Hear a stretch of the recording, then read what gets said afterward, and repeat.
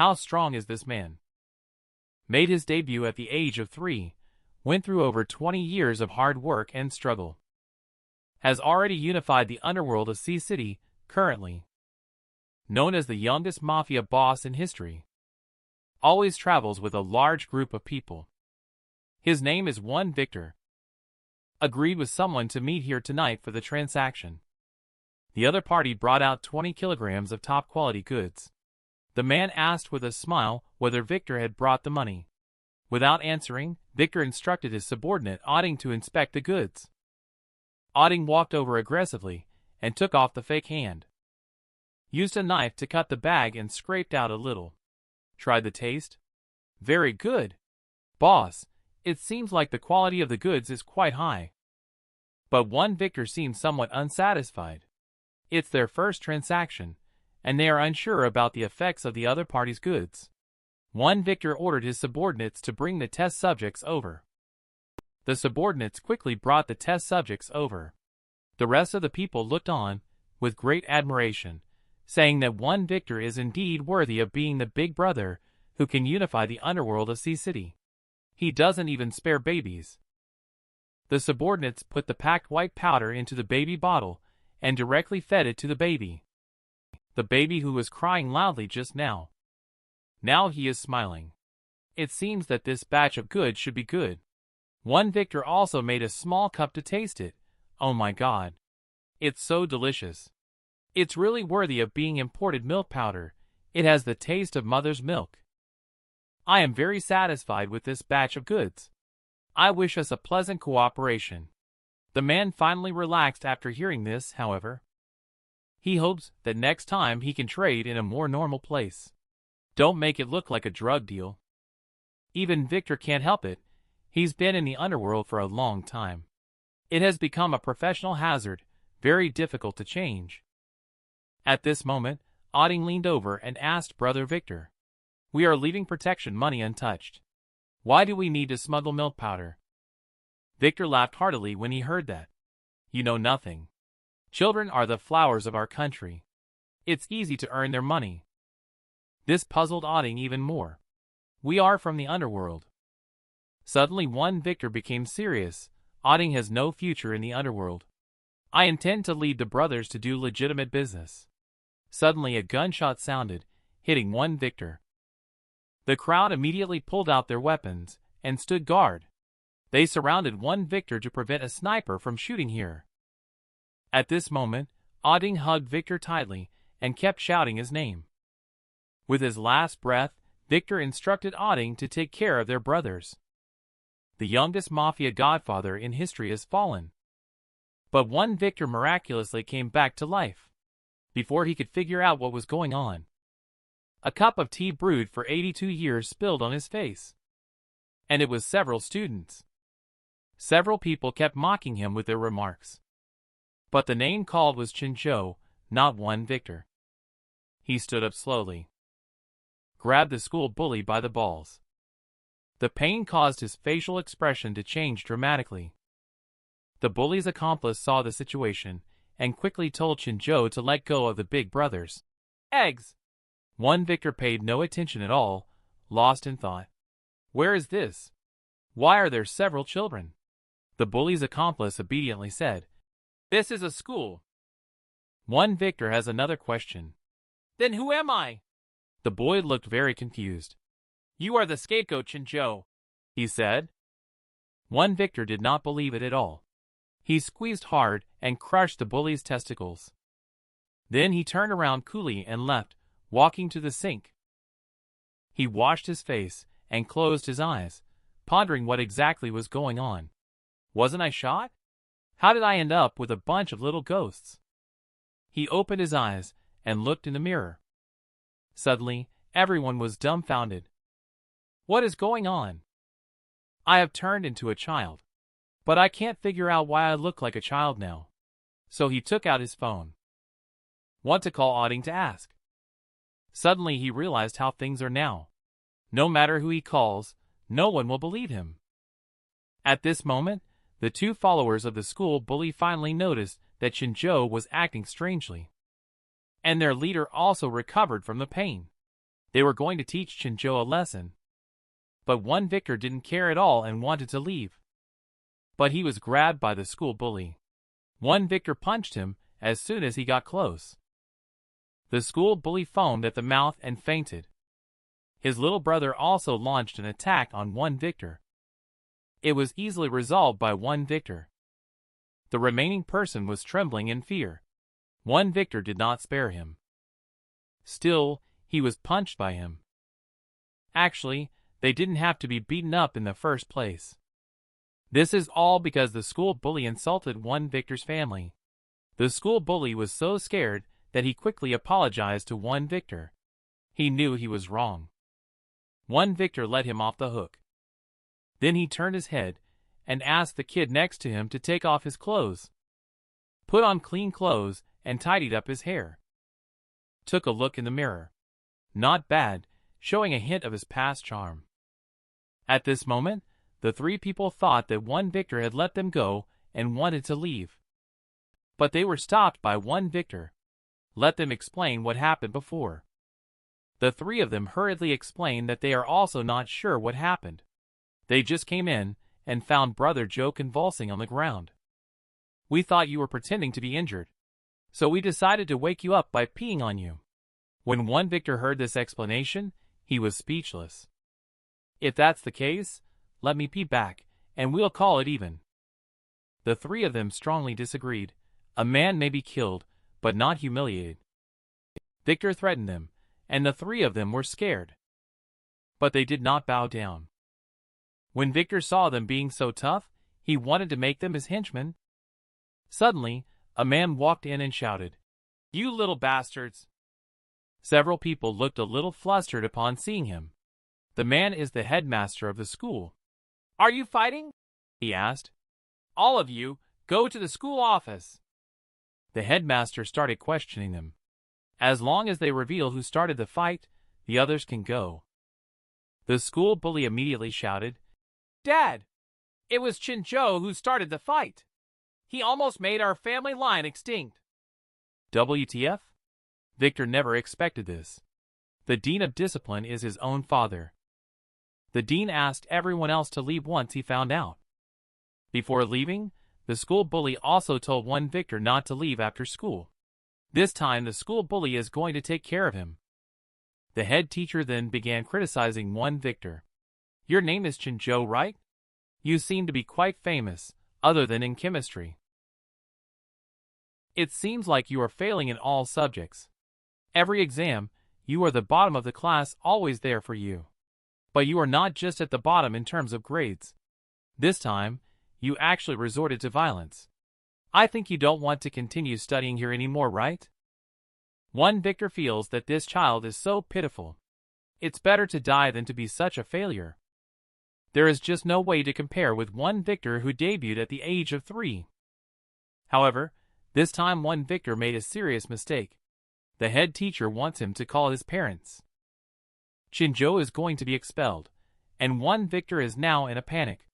He immediately apologized to the head teacher. "Teacher, I know I was wrong. Can you forgive me?" This made the head teacher even angrier. "Don't call me teacher. You should call me head teacher." Victor immediately bowed 90 degrees. "Okay, head teacher. I will definitely convey your message." Victor actively admitted his mistakes because he didn't want to harm the child he was possessing. However, one Victor doesn't know where to find the child's parents. He took out his phone and checked. Luckily, he found the mother's contact information. After making the call, the mother asked Chinjo, "What's going on?" One Victor didn't know how to explain and just asked if she could come to the school. An hour later, a beautiful woman arrived at the office. She was Chinjo's mother. The headmaster was so surprised that his eyes almost popped out. "Welcome, welcome. I am the school's headmaster. Just call me Teacher Dio." After introducing himself, the headmaster wanted to take her for a tour of the school. However, he was refused. "May I ask what the teacher wants me to come to the school for?" Director Chinjo smiled and said, "It's nothing serious. Just a few students irritated little Joe, and then little Joe ended up beating them up. At that moment, one Victor was speechless. His expression changed as quickly as flipping a book. Chinjo's mother was very surprised to hear that. She happily hugged her son. He used to be the one getting beaten up. Now, he is able to beat others. Mom is happy for you. Come and let Mom take a look to see if you're hurt. At this moment, the two of them had no idea about the director's expression. He has already been so angry that he is about to explode. Enough of you. Ask your son what good deed he has done. He almost caused my family's bloodline to end. I called you here to make him drop out of school. Haha, so your son has to drop out of school just because he got into a fight? My son gets seriously injured once a week and has minor injuries every day. Have you expelled those who hit him? The director hastily explained that he didn't see anyone hitting him. However, today I saw your son hitting someone. I caught him red-handed. Not only does he have poor academic performance, but also bad behavior. Like father, like son indeed. I am the head of education. What I say goes. For troublemakers like Chinjo, we must resolutely crack down on them.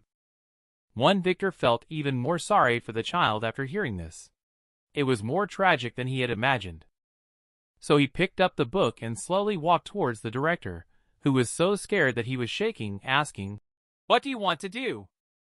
With a smiling face, Victor said, "I want to hit someone." You could see him scared and trembling, becoming nervous. But you are overthinking it. What Victor is hitting is himself. The principal and mom looked very surprised. Ah! It hurts. Teacher, no. Director, if I walk out of the office with blood all over my face right now, I don't think your good days will last much longer, right? The director is panicking now. Are you threatening me? No, no, no. This is a deal. Otherwise, I'll make a few more moves, and we'll end up in a situation where either you perish or I die. The director couldn't hold it anymore. Quickly told Chinjo to stop. Let him go for now. One Victor also returned to the classroom for class. It seems that the headmaster still does not intend to let Chinjo off the hook. One Victor walked back to the classroom with his mom. Mom asked if little Joe had anything to say to her. Victor doesn't know what to say. Because he has never called his mother since he was a child, he really can't say it. He's thinking of running away. He quickly ran to the classroom and said, "I'm going to class." However, Chinjo's mother still had some things to say. But there was no time. One Victor returned to his class, Class 3 of Year 1. His classmates all looked at him with strange looks. But Victor didn't care. What he cared about was, where should he sit? Embarrassed, Victor asked his classmates, "Can anyone tell me where to sit?" The classmates burst into laughter. Has this guy been hit on the head and turned stupid? He doesn't even know where to sit. At this moment, a little girl stood up, shouting, "Chinjo, sit here." One Victor walked to a seat. Looking at the table being messed up like this, feeling a bit uncomfortable in the heart, kicked the table over in one go. Then he glanced at the students there and asked, "Can anyone tell me who did this?"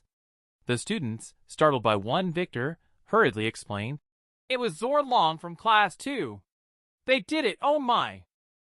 I didn't expect it to be these few troublemakers again." One Victor plans to give them a good lesson. It's almost time for school to end. When the bell rings, One Victor finally waits for the end of the school day. He listened to classes all afternoon and his head was about to explode. He also realized that his brothers from his past life, why none of them have a high education. Reading books is so great. One Victor packed up and walked out of the school gate.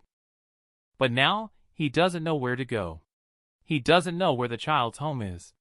He can't go to find his little brother Auding either. He might end up sleeping on the streets.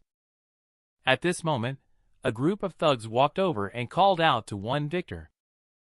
Standing at the back of the thugs was none other than Chief Sun Zorlong. Pointing at Chinjo, he said to Brother Bao, "It was him who hit me." Brother Bao greeted One Victor in a very arrogant manner. I heard you're quite a fighter, huh? Even daring to take on 3 opponents at once. You hit my little brother, do you know that? Are you going to apologize by bowing your head, or should we settle this with a fight? Before he could finish, a school bag hit Brother Bao's face. One victor was too lazy to listen to their nonsense. If you want to fight, then fight, don't talk so much nonsense. Fuck, Brother Bao got angry. He grabbed his fist and launched an attack on one victor. He dodged with a quick move. He immediately threw a hook punch at Brother Bao. However, Brother Bao also dodged. Then one victor delivered another punch. Still unable to hit, one victor was a bit annoyed. It's all because his arms are too short, he really can't reach. This made Brother Bao mistakenly think he could easily grab one victor and immediately rushed over. One victor saw an opportunity. He performed a golden rooster standing on one leg followed by a backflip. In an instant, Brother Bao's heart was broken. His 2 henchmen quickly launched an attack on one victor. 2 fists are no match for 4 hands. But he still found an opportunity against one victor. He exchanged blows with 2 people for several rounds. One victor won. This is the benefit of starting at 3 years old. However, one victor was also exhausted and panting heavily because this kid's body is too weak. He couldn't handle it. Fighting with 3 young rascals almost depleted his stamina. Suddenly, he discovered there was still one person standing. He immediately got energized again. He was just about to deal with him. Zor Long knelt in front of one victor when he saw him. He apologized to him and begged to be released. One victor let him go and walked away with his backpack. However, he is now feeling hungry and panicking. He doesn't have any money on him and doesn't know where to go. At this moment, the little girl from the class walked up behind him and called out to him. One victor vaguely heard something and turned his head to see that it seemed like someone was calling him.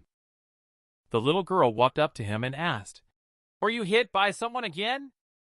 "Yes, but I have lost some memory from being hit. I can't even remember where I live." Do you know where my home is?" The little girl thought he was joking. She didn't expect it to be true. The little girl then told one victor, "Your house is right below mine." One victor followed the little girl back home, feeling a bit nervous looking at the house in front of him. After opening the door, he found that there was no one inside. When Victor then turned on the lights inside the house, a cozy little home appeared before him. At this moment, he noticed a letter on the table. It was left by Chinjo's mother telling him, "Mom went to work, remember to have your meal."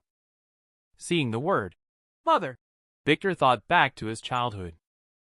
Since he was sensible, he was out in society at the age of 3. It was these people who took care of his clothing, food, shelter, and transportation. And also, his father whom he saw only a few times the year. And his mother, who would only ever appear in his dreams. Since he was young, one Victor envied other children who had parents to take them out to play. He could even go to school with his friends. But these were just ordinary things. Neither Wei nor Victor could. He could only go to school in a luxury car. But today, everything is by his side. Although it came inexplicably, one Victor is very happy. After eating, he returned to his room. He found it not bad and looked at the books on the bookshelf. No wonder the director said that Chinjo's chemistry is good. Is this kid going to take revenge on society? At this point, he finally lay down on the bed. Finally, he could rest for a while. The events of today are truly unimaginable. Who could it be that laid hands on me? Logically speaking, with the development of the organization to this extent today, there should be no opponents left in C City. Who could it possibly be? One Victor is getting angrier the more he thinks about it. He picks up his phone, wanting to call Auding to discuss. But he can't remember the number, which is a bit awkward. So he plans to find Auding and talk to him in person. He can't explain it clearly over the phone. Moreover, he has turned into a child now. However, even if he says it, he won't be believed. One Victor still plans to go and talk to Auding. So he arrived at Auding's turf, wanting to discuss with him. But he was stopped by the two guards at the door. "You can't come in. This is not a place for you, kid. No drinking, you better go home and drink milk." "Aha!" One Victor left angrily with a gloomy face. "Watch out, when I find Auding, I'll teach you a lesson." One Victor became more and more angry as he walked to the corner. By chance, he overheard some people discussing how to get rid of Auding, and he also heard all of their plans. They planned to ambush him in the back alley. When Auding comes out, they will take him down. This made One Victor a little anxious. He checked the time. Auding still hadn't come out. Killing you is more important. The main thing is that One Victor hasn't finished his homework. Dizzy after standing up for a while, Auding was supported out of the back door of Drunken Dream Bar by a woman. One Victor also heard the sound and hid to sneak a peek. At this moment, the person who wanted to assassinate Auding stepped out. One Victor saw the situation, executed a handsome somersault with a small flaw upon landing. Nevertheless, it didn't affect his dashing demeanor. He ran over at the fastest speed and warned Auding to be careful. Just as the assassin was about to make a move, One Victor jumped up. A flying kick that sent two people flying. Auding's men finally reacted. They moved forward to support Fan Dao. And One Victor exerted too much force just now. He also got involved and hurt his arm. At this moment, the woman helping Auding saw One Victor. She discovered that it was actually her own son. Then they returned to the bar. Auding was very surprised to learn that this kid was Sister Chin's son. He really liked this kid, but what he didn't know was that this kid was actually his big brother. Auding even wanted to become his godfather.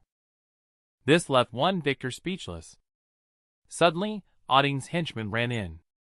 He reported to him that the person who had just been assassinated had been identified. He is a member of the Crazy Dog Gang.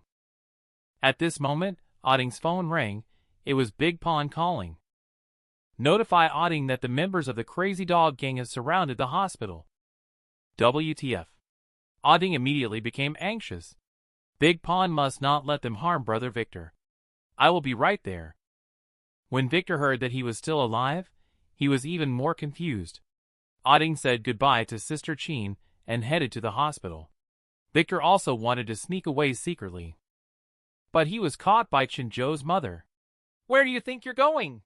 Didn't I say you're not allowed to come here? Why aren't you obedient? Do you want to end up like your father? This is not the place you should be. I don't want you to have any contact with the people here either. I've already lost your father. I can't lose you too. So you are not allowed to go anywhere. Come back home with me." One Victor had to obediently follow his mother. Back at home, One Victor thought about what just happened. Why was Chinzhou's mother with Auding? Who is Chinzhou's father? Auding probably knows something. Also, why did the Crazy Dog Gang try to kill me? What happened just now? It feels like they targeted both me and Auding at the same time. Is this a decapitation operation? Something seems off. Could it be? I didn't die? One Victor plans to investigate. Based on the information just now, he already knows which hospital it is. The main issue now is how to get out. The main entrance definitely won't work. So he opened a window to take a look. Fortunately, it's on the second floor. Moreover, there is a security net installed on the first floor. This made it very easy for One Victor to climb down. He ran non-stop to the hospital. On the way, he pondered why the Crazy Dog Gang would know about the gang hospital. This information should only be known by insiders. He suspected there was a mole. This is indeed the gang hospital, built on the 15th to 18th floors of the building. And this is Victor's territory. At this moment, the entrance of the building was surrounded by members of the Crazy Dog Gang. I have to go in to visit Brother Victor. But he was stopped by Victor's men. Victor, who was hiding behind the car watching, was speechless. He never expected a small gang to be so arrogant. It seems that there are still many who do not obey me. Soon after, one victor went to the back of the building. He found that there was no one there. He successfully entered the building. But he still had to climb the stairs, making Victor tired. He really wanted to beat up the people who designed the building. How could they set the stairs so high? In the end, he still climbed up. Just as it happened, two people were about to go to Victor's hospital room. Victor learned about his own condition from their conversation. His physical body was severely injured, and there was a possibility of becoming vegetative. He had to quickly find his body to see if there was any way to return to it. So, he found his body's hospital room, but two people were guarding it, and he couldn't enter. He had to think of another way. Later, he found a utility room. He is preparing to enter the hospital room through the ventilation duct. As one Victor crawled, he felt a bit annoyed. Crazy dog gang, wait until I recover, then you will see. After a while, he found his true self. But there was also a woman standing beside him. One Victor was curious why she was here. Suddenly, the woman merged with his true self. This excited one Victor very much. I mean, what does this woman want to do? I've never seen her so enthusiastic and unrestrained towards me before. The woman raised one hand and snapped. She slapped him on the face and angrily cursed. You perverted wolf, Victor won! You always enjoy peeking at me, don't you? Every time I bend down, you get all excited. Why do I even do such embarrassing poses for you? But you can't even keep your eyes open. You are in such a half-dead state. What am I supposed to do? As the woman spoke, tears streamed down her face. Suddenly, the woman slammed into the wall. The face of one Victor turned red. The woman said after getting off the wall, If you don't wake up soon, for the stability of the gang, I will have to marry your best brother. Because she thought the big shot wouldn't wake up again. Only this way can help the gang get through the difficulties. One Victor in the ventilation duct really couldn't stand it any longer. Can't just watch himself become a cuckold. He came down from above. The woman saw him and didn't recognize him at all. One Victor explained that he is Victor. The woman didn't believe it at all. Then you tell me who is lying there? I'm not in the mood to joke with you. One Victor also didn't know how to explain. But the fact is just like that.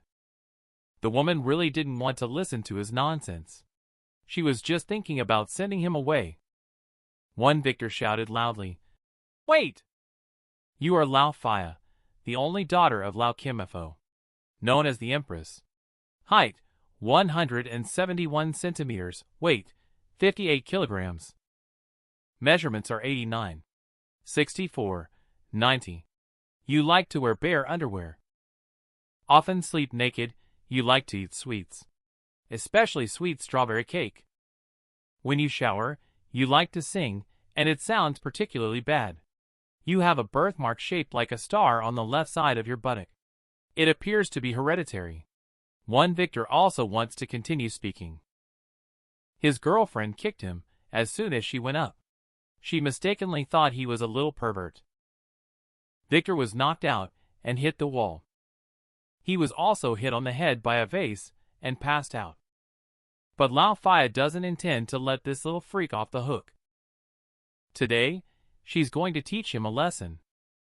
However, Lao Fia is also very confused. Who is this child after all? Why does he say he is one Victor? But everything he said is correct. Only one Victor knows. At this moment, the crazy dog gang in front of the building is still making a lot of noise. At this moment, their leader walked out. Tell the younger brothers not to make loud noise, to be civil. There are police officers watching us from behind. Be civilized, isn't that right, Big Brother Pawn? Big Pawn, you've worked hard, keeping an eye on the door yourself. I heard that Brother Victor got injured.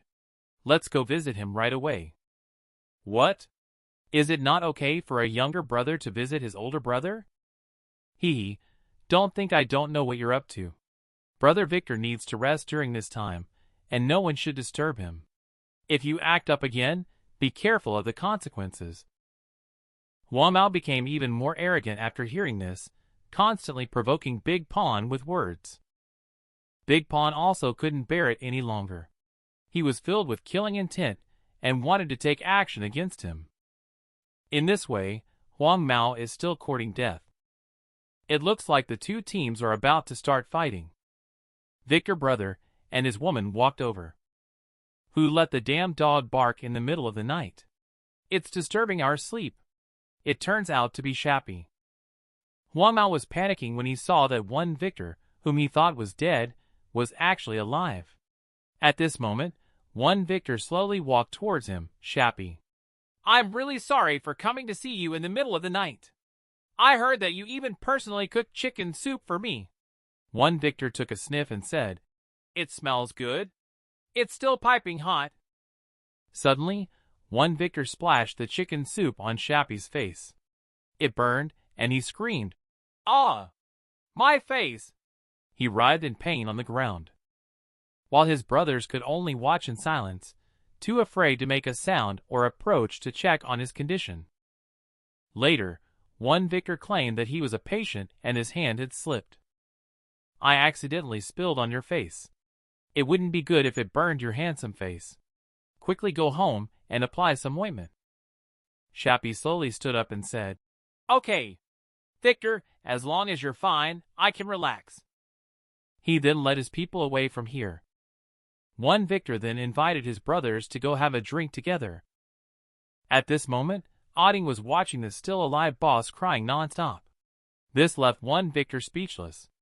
Auding, why are you crying? I'm not dead. On the other side, Shappy returned to his own territory. Smashed the office to vent his anger. At this moment, he picked up the phone.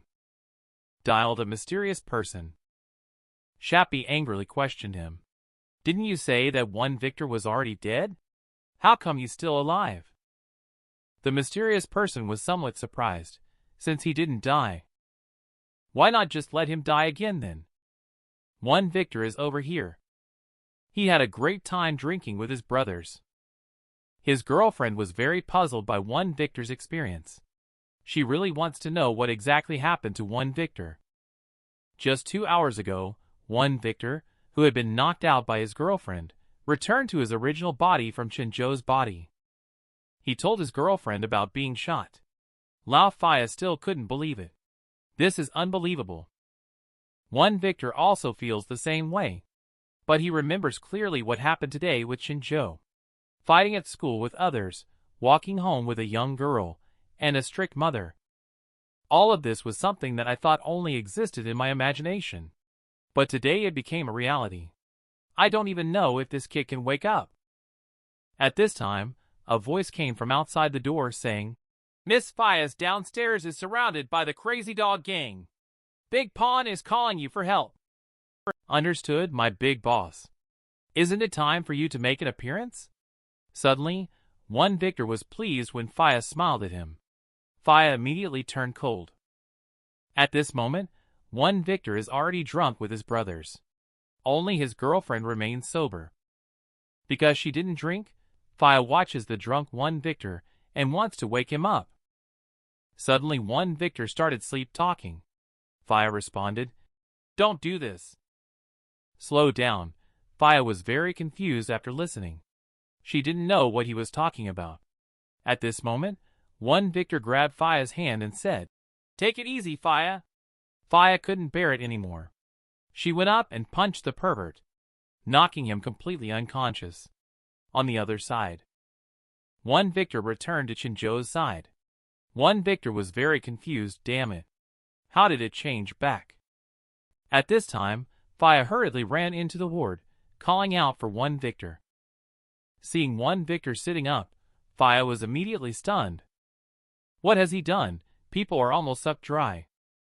One Victor couldn't figure out why he turned back. He only remembered drinking too much just now. He didn't know what happened later. His girlfriend then told him that nothing happened. You just drank too much and fell down. One Victor immediately realized where the problem was. He guessed as long as he passes out, he can turn back. Excitedly walked to the wall and started hitting it crazily. got a big bump on his head from all the hitting. But it had no effect. Victor decided to return to Chinjo's house like this. After all, he couldn't return to his original body anyway. Only he and his girlfriend knew about this matter. He planned to use this identity to find out who the mastermind behind the scenes was. But Victor is still worried about one thing. Auding is stubborn and not good at handling certain things. So Fia, I want you to help me manage the gang. You make this call. Have this person take care of my body. He is a completely dependable person. After what happened last night, the gang should not be bothered for a while. Contact me if anything arises. It's getting light outside, I need to go back. Otherwise, I'll be in trouble if my mother finds out. So Victor returned to Chinjo's house. He was heavy-hearted and couldn't fall asleep. He kept thinking about who is behind the crazy dog gang. He thought of it around 4:30, but still fell asleep. He only slept for 2.5 hours. Her mother came into the room and woke him up. It's time to get up and go to school. Don't be late. Mom is going back to sleep for a while. Your breakfast money is on the table. Victor opened his eyes groggily. He came to the sink to freshen up. He couldn't figure it out after thinking for a long time last night. For now, he could only focus on adapting to the role of Chinjo. Only then can he investigate better. Freshening up is done. Victor is heading to school with a backpack on his back. As soon as he walked out of the building, the little girl called out to him. Say hello to him, good morning. How about it, did you think of it today? Do you still remember the way to school? Victor didn't know how to respond, so he scratched his head. The little girl joked with him. Did you hit your head and damage your brain while fighting? Haha, it's better not to fight with others in the future. Victor agreed after hearing this. They soon arrived at the school. However, Zor Long and 2 others were at the entrance waiting for Victor. They were waving at him, which made Victor somewhat panicky. Just now, he promised his little sister not to fight, but now look at this. They have come to find trouble. Victor is very conflicted. What should we do? So he didn't know where to get the paper bag from. He put it on himself, and the little girl was immediately confused. Victor thought Zor Long wouldn't recognize him this way. Just passing by Zor Long's house, he was recognized at a glance. This left Victor speechless. It seems that he has to exercise early in the morning. Thought there was going to be a fight. I didn't expect Zor Long and his men to recognize Victor as their boss. The 2 of them were very confused after hearing this. What's going on? Then Zor Long stepped forward and said, Brother Joe, in the past, I was blind. From now on, we will only follow Brother Joe.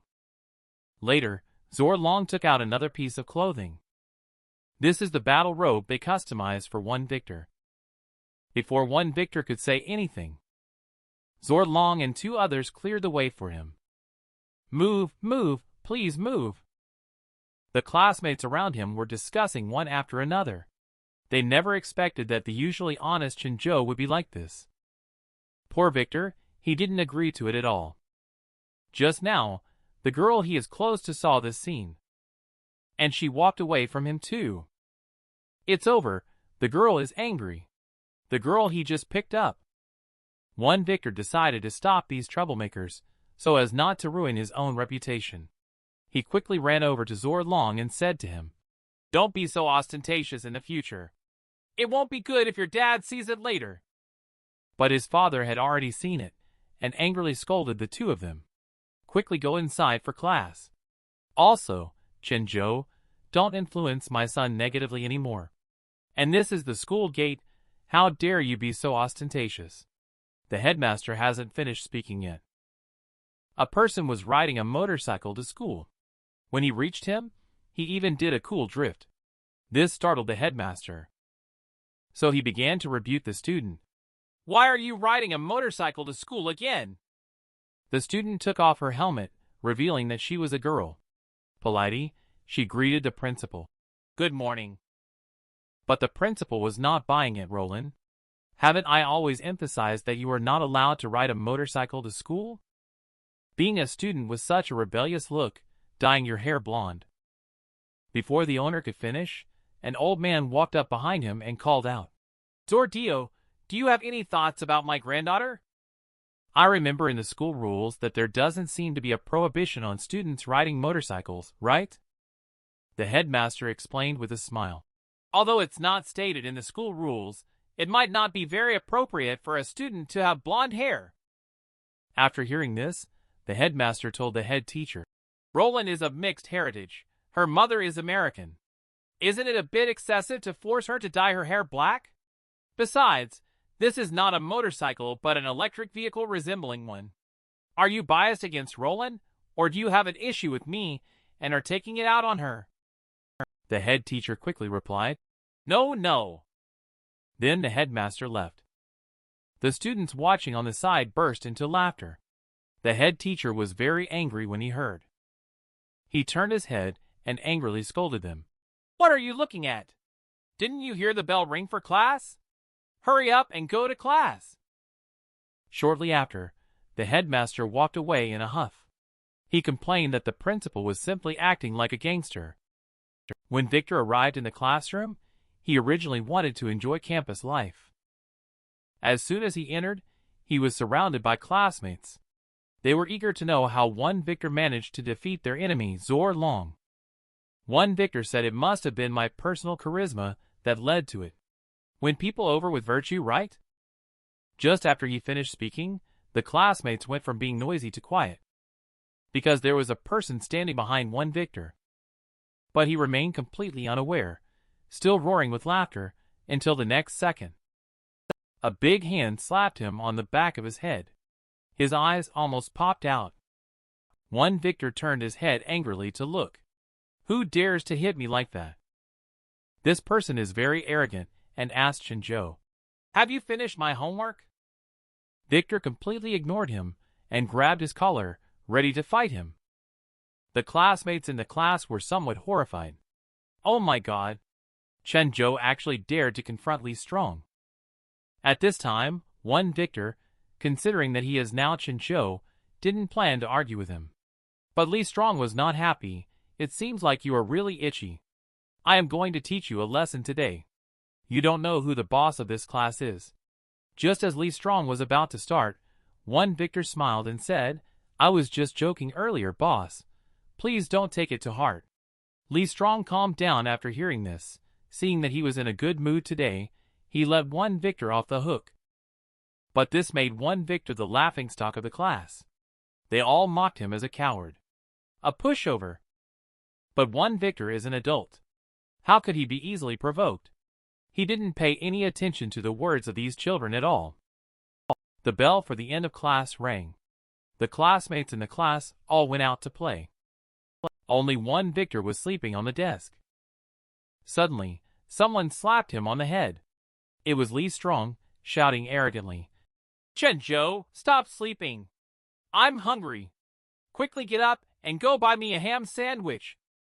This made one Victor a little annoyed. Lee Strong saw that he was a bit defiant, prepared to let him know who's the boss.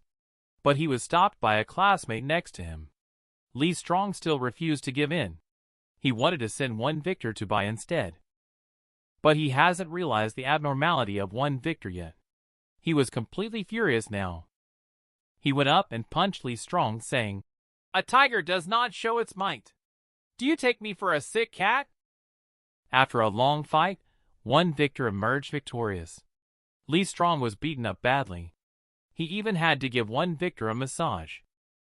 At this point, one Victor started to feel proud. I am hungry. Lee Strong immediately ordered the younger brother. You too. Why don't you go buy ham sandwiches for Brother Joe right away? The classmates in the class looked surprised. What are you looking at? Haven't you seen bullying before? The little girl in the class looked a little disappointed. At this moment, they were in the hallway of their classroom. Roland and her sister walked by. Seeing this scene, they did not expect the generally recognized pushover to act like this. This made Roland think that Shinjo is a bit interesting. This matter quickly spread. Zordlong and 2 others came to one victor's class to congratulate. But one victor was not in the mood at all. He was too tired and just wanted to sleep. But I am a little worried. Lee Strong is a junior from Sun East in the Senior 3 class. One victor was curious after hearing that. Sun East? Who is that? Younger brother was a little surprised. I didn't expect Brother Joe to not know the biggest boss in school. And I heard that his uncle is also a big shot in the underworld. Brother Joe, you better be careful. After speaking, one victor let them leave. I'm going to sleep some more. He doesn't care about being the boss of any school. He is the boss of the criminal underworld. The next day, somewhere in the school, a bunch of people are gathered here. Lee Strong is kneeling in front of someone, telling him about being bullied. That guy is usually very timid, but yesterday he seemed like a different person. This kid is really arrogant. He doesn't respect Brother East at all. At this moment, a teenager smoking a cigarette looks puzzled. I heard the day before yesterday, a freshman beat up Bao by himself. He seemed very fierce. Could it be him? Lee Strong is not sure it might be him. This kid used to be so afraid of everything. At this time, Sun East couldn't bear it. If you can't win, come to us for help. Weren't you good at fighting? Brother East, when fighting a dog, you have to consider the owner. In this matter, we still need to find a solution. But Sun East doesn't want to use force because he is graduating soon. If something happens during this period, he won't be able to go to college. However, the young man smoking a cigarette wants to resolve it by force. Otherwise, he won't be able to stay at number 5 high school in the future. Sun East is speechless. I see that you all just want to graduate and go to work, acting like children day by day. Even rebellious youths have their own insights, but they still want to save face. The fat guy on the side wants to follow Sun East first and get his graduation certificate before doing anything else. Both sides argued incessantly, each with their own ideas. Sun East then asked them to stop arguing. Go meet with Shinjo by yourself. Immediately send someone to inform one victor to meet on the rooftop. So one victor arrived at the rooftop. Seeing that there is only one person, it shouldn't be a fight. At this moment, Sun East turned around to introduce himself to one victor. Hello, Shinjo, my name is Sun East. And he actually wanted the big shot to team up with him. Isn't it ridiculous? He even naively thought that the kid in front of him at number 5 high school was just an unknown. He promised that as long as you join them, no one will dare to bully you at school. He will even bring your girlfriend to do whatever you want to do. Victor was speechless. He had no time to waste with these kids. He immediately turned around and walked away. Sun East took this as a rejection and planned to seek revenge on him for his younger brother. One victor didn't care at all. He told him that if he wanted revenge, he could come find one victor after school at any time. Sun East found it very interesting watching one victor leaving. Then he called his brothers. Get ready, let's pick up Shinjo after school. He returned to the classroom. The teacher reminded them to review intensively. The final exam is in 2 weeks. After school, one victor walked out from the school gate. He didn't expect to see a little girl standing there. This made one victor feel embarrassed. Are you waiting for me? The little girl is indeed waiting for him. She is worried that Lee Strong will come to retaliate against one victor, so she wants an extra person by her side. Maybe they won't be too reckless then. One victor felt relieved when he heard this. He's almost falling for her. The little girl looked at him blankly, then shouted, Did you hear what I said? This startled one victor, I think. They probably wouldn't be that bold. The little girl at this time has a question she wants to ask one victor. This morning you just promised me not to fight. Why did you end up fighting with Lee Strong? One victor is also innocent. That guy kept provoking, so he couldn't help but fight back. And I won't be pushed around anymore in the future. I won't run away either. Just as I said that, a group of people walked up from behind. They are the one Sun East called over to teach one Victor a lesson. There were about 20 people tightly surrounding him. The leader claimed that as long as one Victor made each of them lie down, they could leave. One Victor thought for a moment. There were too many people to handle head-on, especially with a girl by his side. He planned to let the girl go first and deal with them himself. So he said to the other party, "Let's have a chat in a different place. This place is too conspicuous." The delinquent teenagers agreed. Victor handed the backpack to the girl and asked her to go back first. He then followed the delinquent teenagers. They arrived at an open space. The delinquent teenagers conveyed the message of Brother East. Finally, they invited one Victor to join them. As long as he joins them, the matter of Blood Wolfly Strong will be settled. One Victor still refused, walking with a very arrogant stride, saying the most deserving of a beating words. Let them be their little brother. WTF, the delinquent boy is angry. Directly gang beat one Victor. One Victor is not stupid either, he ran away immediately. This is the consequence of being arrogant. Half an hour later, the delinquent teenagers were still chasing after one Victor. Tired and covered in sweat, one Victor was the same. He kept running desperately. Some of the delinquent teenagers really couldn't run anymore. They activated another plan. He called Fatso, informing him, "It's your turn. We are running near the back gate of Jiefong Road." At this moment, one Victor realized that there was no one behind him as he kept running. Thought they stopped chasing him. Suddenly, the fat guy and Sun East caught up on motorcycles. Saw one Victor. They accelerated and caught up. The sound of the motorcycle also alerted one Victor to their presence. I didn't expect there was also a mobile team. Just run directly, but the car they are driving. You can't outrun them with your 2 legs. One Victor has already tried his best. He sees the 2 people are about to catch up with him. Suddenly, a red motorcycle accelerated past Sun East and him, and arrived on the side of one Victor. Let him get on the car quickly, and one Victor then jumped on.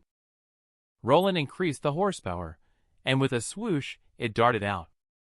One Victor still didn't know that Roland said to her, "Thanks, bro." Roland was speechless and didn't say anything. At this moment, she realized that Sun East and the others were still in hot pursuit. Ask one Victor to hold on tight, I'm going to speed up. But the speed was too fast. He didn't hear what Roland was saying at all. She suddenly accelerated, and one Victor almost fell off. He immediately grabbed Roland, but it seems like he grabbed the wrong place. This made one Victor realize that she is a girl. Suddenly Roland got angry. Where are you holding on to? One Victor immediately let go of her hands and apologized to her. I'm sorry. It was not intentional. This made him keep swaying on the motorcycle. At the same time, Sun East and the others were also catching up. Roland tightened his grip again. I am going to speed up. Victor reached out and grabbed her clothes corner. What's the difference between grabbing and not grabbing? At this time, Sun East caught up. He knew this person was Chin Roland and quickly asked her to stop the car. Roland didn't listen and accelerated. They overtook them, and Sun East was about to accelerate to catch up. Suddenly a police car appeared behind them, chasing after them. The two decided to give up their plan and escape from the police car first. They split up, but the police car didn't chase after them. It was chasing one Victor and the other 2 women. He felt a bit panicked when he heard the police, as he was the leader of the gang. He quickly shouted, "Miss, hurry up! The police are chasing us from behind." Roland immediately accelerated and pulled away from the police car. But ahead was a broken bridge. Victor urged Roland not to stop. Accelerate and charge past. He grabbed Roland's hand and pushed the throttle to the maximum. They charged towards the broken bridge. There happened to be a ramp ahead. With a sudden whoosh, they leaped into the air and flew over. There was a small rock on the ground when landing, causing the tires to slip. The two fell to the ground. The motorcycle was directly damaged beyond repair from the fall. Victor stood up slowly and asked her, "Are you okay?" Roland took off her helmet and touched the bruised area. When Victor saw her, he suddenly remembered. Isn't this the principal's granddaughter? Suddenly her motorcycle burst into flames. Roland is very anxious. One Victor offered, "I'll buy you a new one." Roland glanced at one Victor and asked, "Just you?" "Forget it. I have several spare ones. You don't need to accompany me." This made one Victor feel a little embarrassed. "Well, thank you for saving me." Later, the two started looking for a way to go down, so as not to be caught by the police. On the other side, Sun East successfully escaped. When he got back home, just as he entered the door, his mother told him, "Your uncle is here, talking with your father in the study. Can you help me take the fruit in?" So Sun East carried the fruit plate to the study. "Uncle, why do you have time to come over today?" It turns out his uncle is Shappy, who came specifically to find Sun East's father about something. At this moment, Sun East's phone rang. He picked up the phone and answered it on the side. Sister East Roland has already returned home. She came back by car. "Okay, I got it. You find someone to keep an eye on Shinjo like this. We'll talk more when we meet tomorrow." At this moment, Shappy, who was standing nearby, looked surprised when she heard the name Shinjo. "Little East, is that Shinjo from your school?" "Yeah, he's a freshman student. Quite arrogant. Do you know him, Little Shu?" Shappy doesn't know him. It's just a coincidence that his name matches with a friend's. It seems to be related to Shinjo's father. One Victor fell asleep when he got back home. He had a very strange dream. He saw Shinjo asleep, so he tried to wake Shinjo up, but it didn't work. Shinjo kept saying in his mouth, "I don't want to go back." The more he talked, the more excited he got. "I don't want to go back. I have no friends. Everyone looks down on me. I don't want to go back." As he spoke, one Victor flew away from here. Suddenly woke up from reality. He was very confused. It turned out to be a dream. However, what did he mean by not wanting to go back? Is this kid still alive? Just unwilling to wake up? At this moment, he saw the alarm clock on the table. Realized he was about to be late.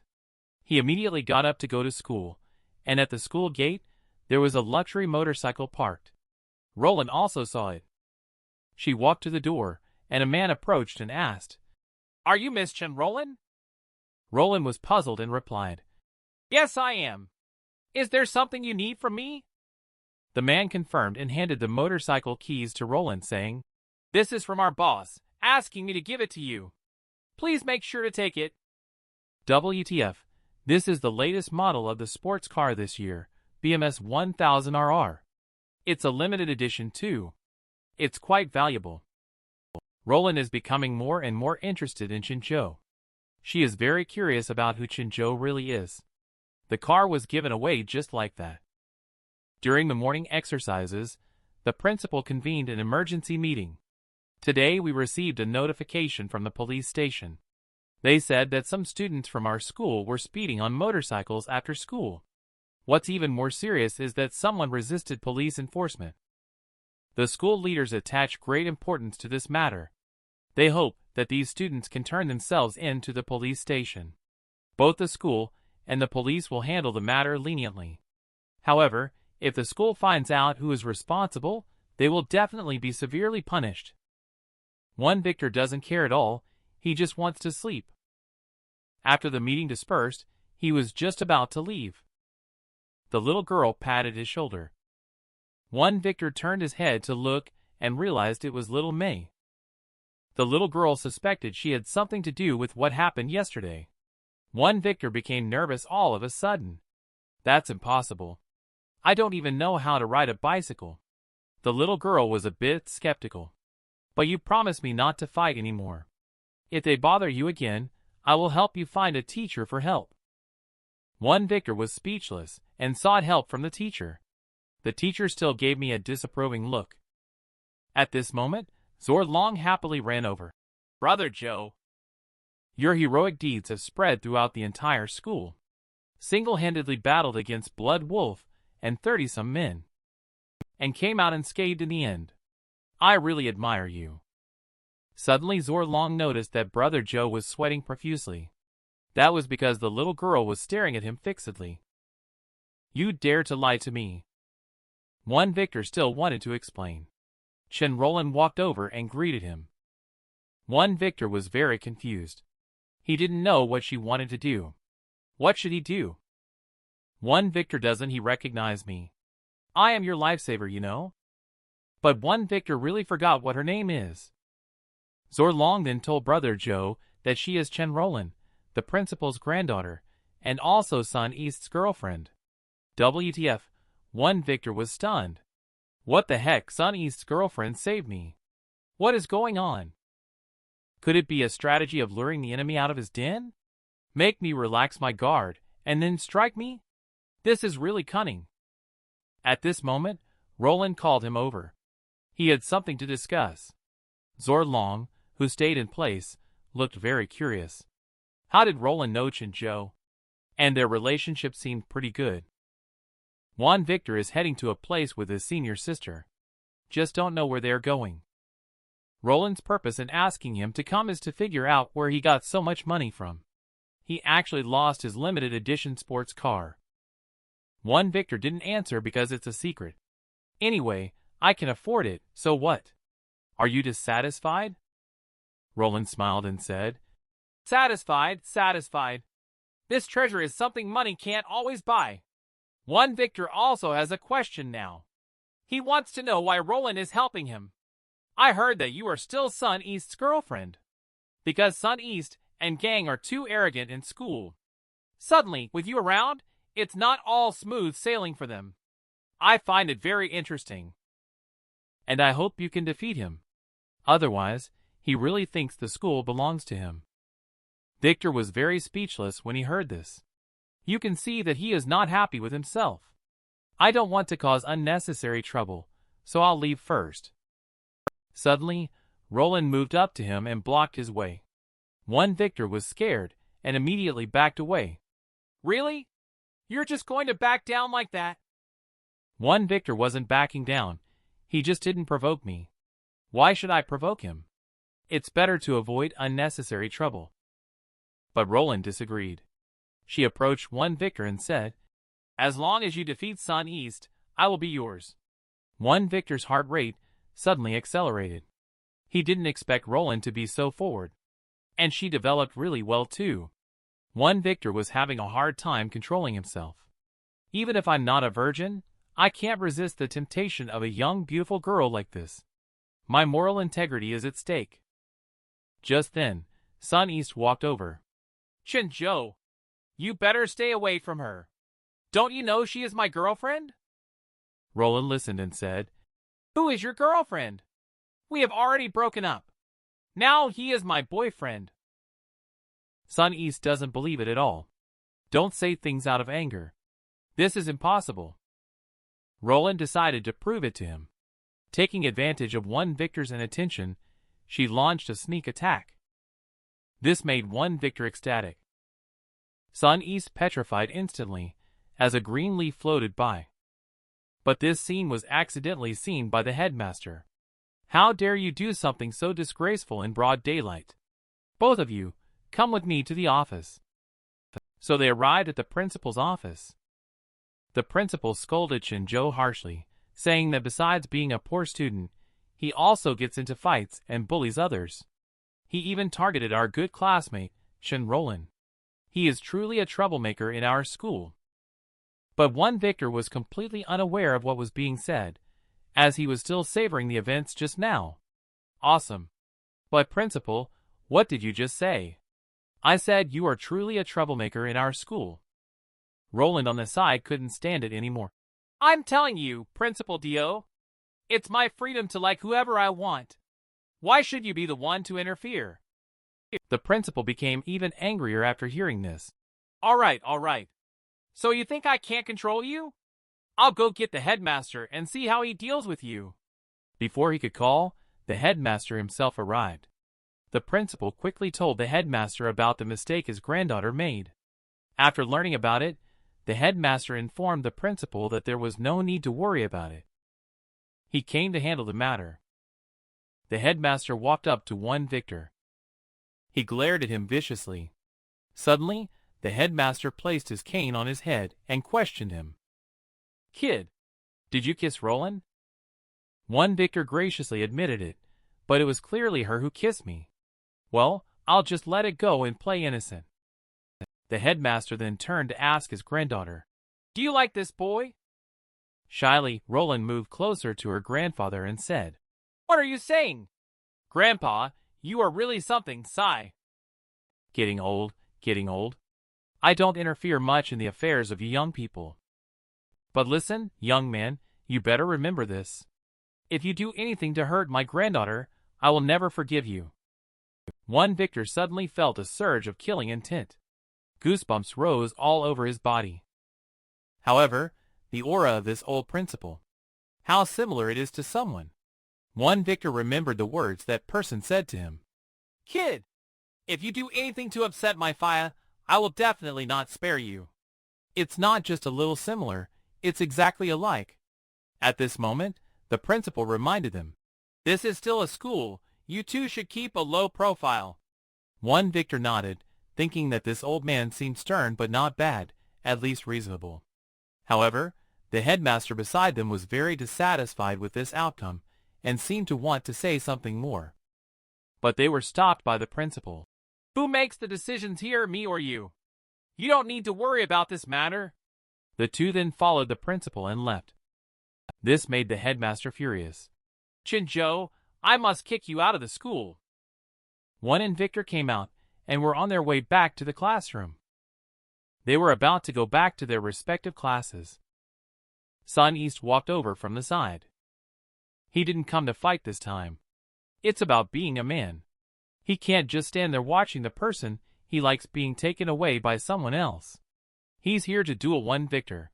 One Victor suddenly felt a little flustered. "Isn't this more serious than fighting?" Sun East explained. "It's not what you think. We'll have a fair 1v1 duel. No weapons allowed. The loser must leave Roland. It will happen this Saturday." Before he could finish, one Victor interrupted him, feeling that this type of situation couldn't be resolved by a duel alone. "This is just too childish. It's very impolite to behave like this towards girls." Others at Roland felt intrigued after hearing this. "She has a good idea. You two should have a competition, and whoever wins, I will be his woman. And I will give my first time to him." The two of them had nosebleeds flowing down after hearing that. One Victor didn't expect Roland to be so charming. She's like a perfect temptress. Thinking of this, one Victor quickly calmed himself down. He reminded himself that there's still a tigress waiting for him at home.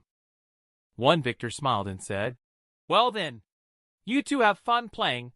I won't join you in playing house anymore." Roland responded after hearing that.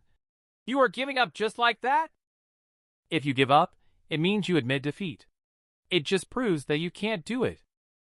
Hearing these three words, one Victor couldn't stand it. As a man being told, "You can't do it," by a girl. It's simply a disgrace. He immediately agreed, "That's more like it. Okay, I'll set the rules.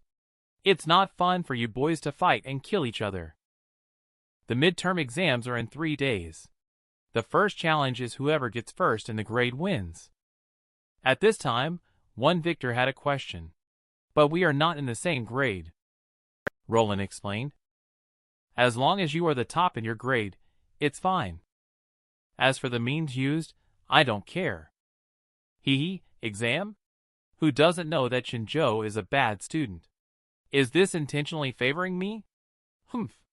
I have no objection. Would you still compete if she were the prize of a competition? No need to think about it. Definitely would. And our big boss one Victor is willing only when mocked. His opponent is the school bully Sun East. The content of the competition is determined by Roland. As long as he gets first place in the midterm exam in the class, he will be considered the winner. Sun East left confidently after hearing this. One Victor felt a little uneasy watching him leave. So confident he left.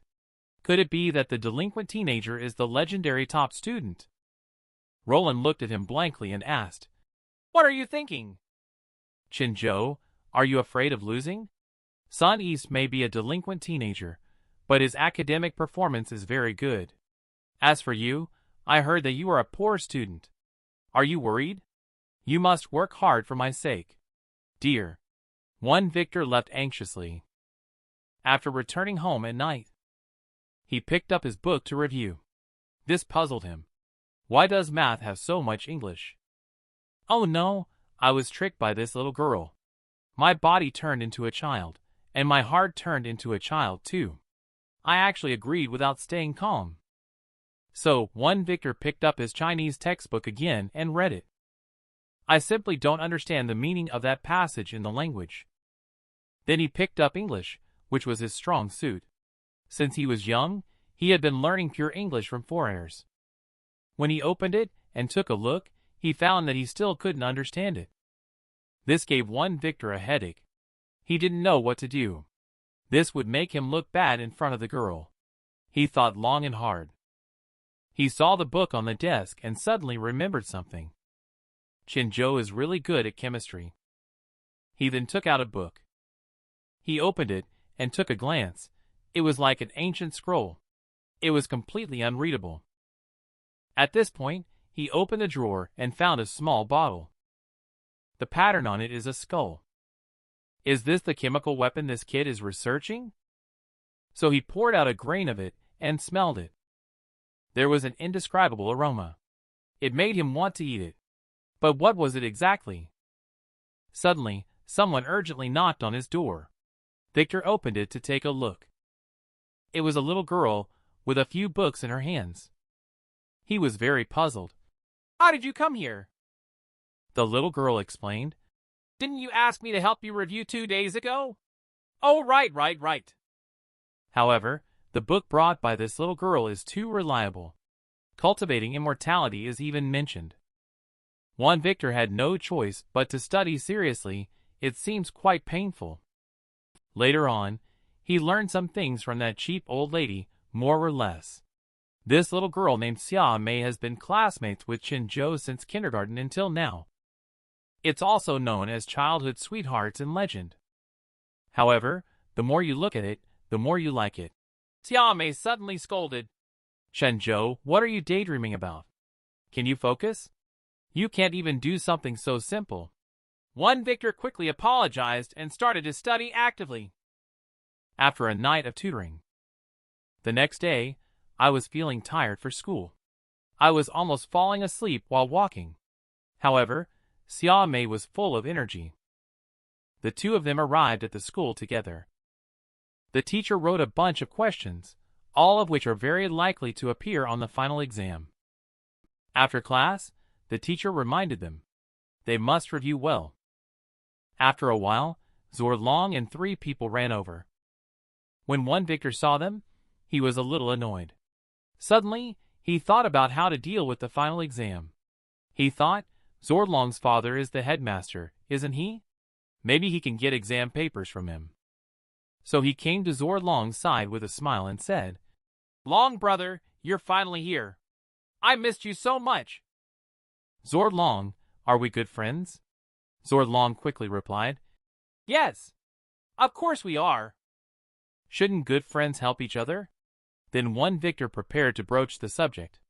He leaned close to Zorlong, wanting him to help get a copy of the midterm exam paper. Zorlong was surprised to hear this and said, "Brother Joe, my dad is the headmaster, not the dean." At this point, one Victor stared at him fiercely and said, "So you're not going to help me, huh? Is this how you treat your good friends?" Zorlong was scared and came up with a solution. One Victor was overjoyed to hear this.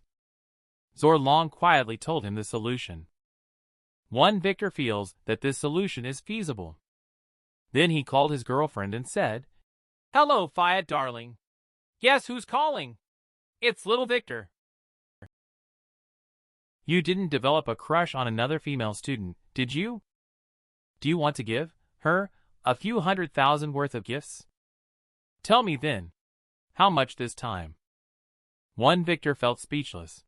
He thought to himself that Victor must still be upset about the last time. This time, I don't need much. Around 20,000 should be enough. But Faya felt it was insufficient. So little?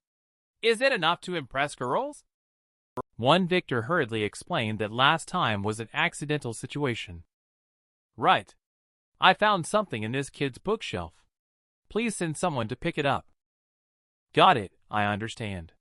My big boss. If you cause any trouble for me, you should know the consequences, okay? When Victor heard this, his brow furrowed instantly. Seems like the consequences are very serious. The next day, Victor found Zor Long and the other two. How are the things I asked you to take care of going? Zor Long explained that everything has been taken care of. Well done, you are indeed a trustworthy person. But this time the inspection is my dad. He is very strict. And he has a strong opinion of you. So you still need to be careful. Victor confidently said not to worry. I am all prepared. I never fight a battle unprepared. Ha ha. Zor Long and the other three were in awe and admired him wholeheartedly. He truly is the leader. So cool. The classmates on the side felt that Shinjo has become more and more edgy recently. He's different from before. Back to the classroom, getting ready to start the midterm exams. Attention, classmates. This midterm exam is a citywide joint exam. Director Dio from the Education Department will personally lead the inspection team. Please, all students must take this exam seriously. Please do not place any items unrelated to the exam on the desk. The exam has begun. Next, pay attention to the operations of the expert Victor. First is the first move. The essence of compression.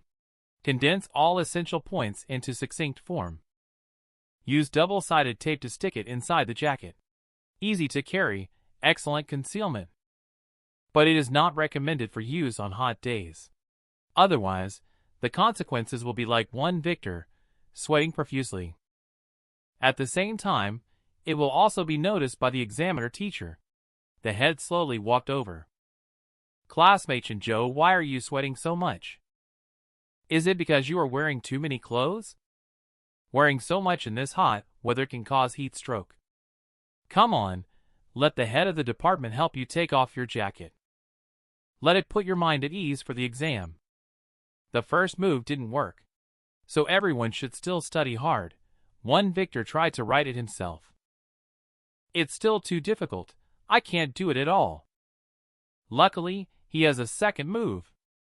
That is the drink on his desk. Condense the key points of the product into essential information and stick it behind the name card. Then carefully stick the label with transparent tape. Now all Victor needs to do is drink the beverage in the bottle. All the problems will be solved. He eagerly reaches for the drink.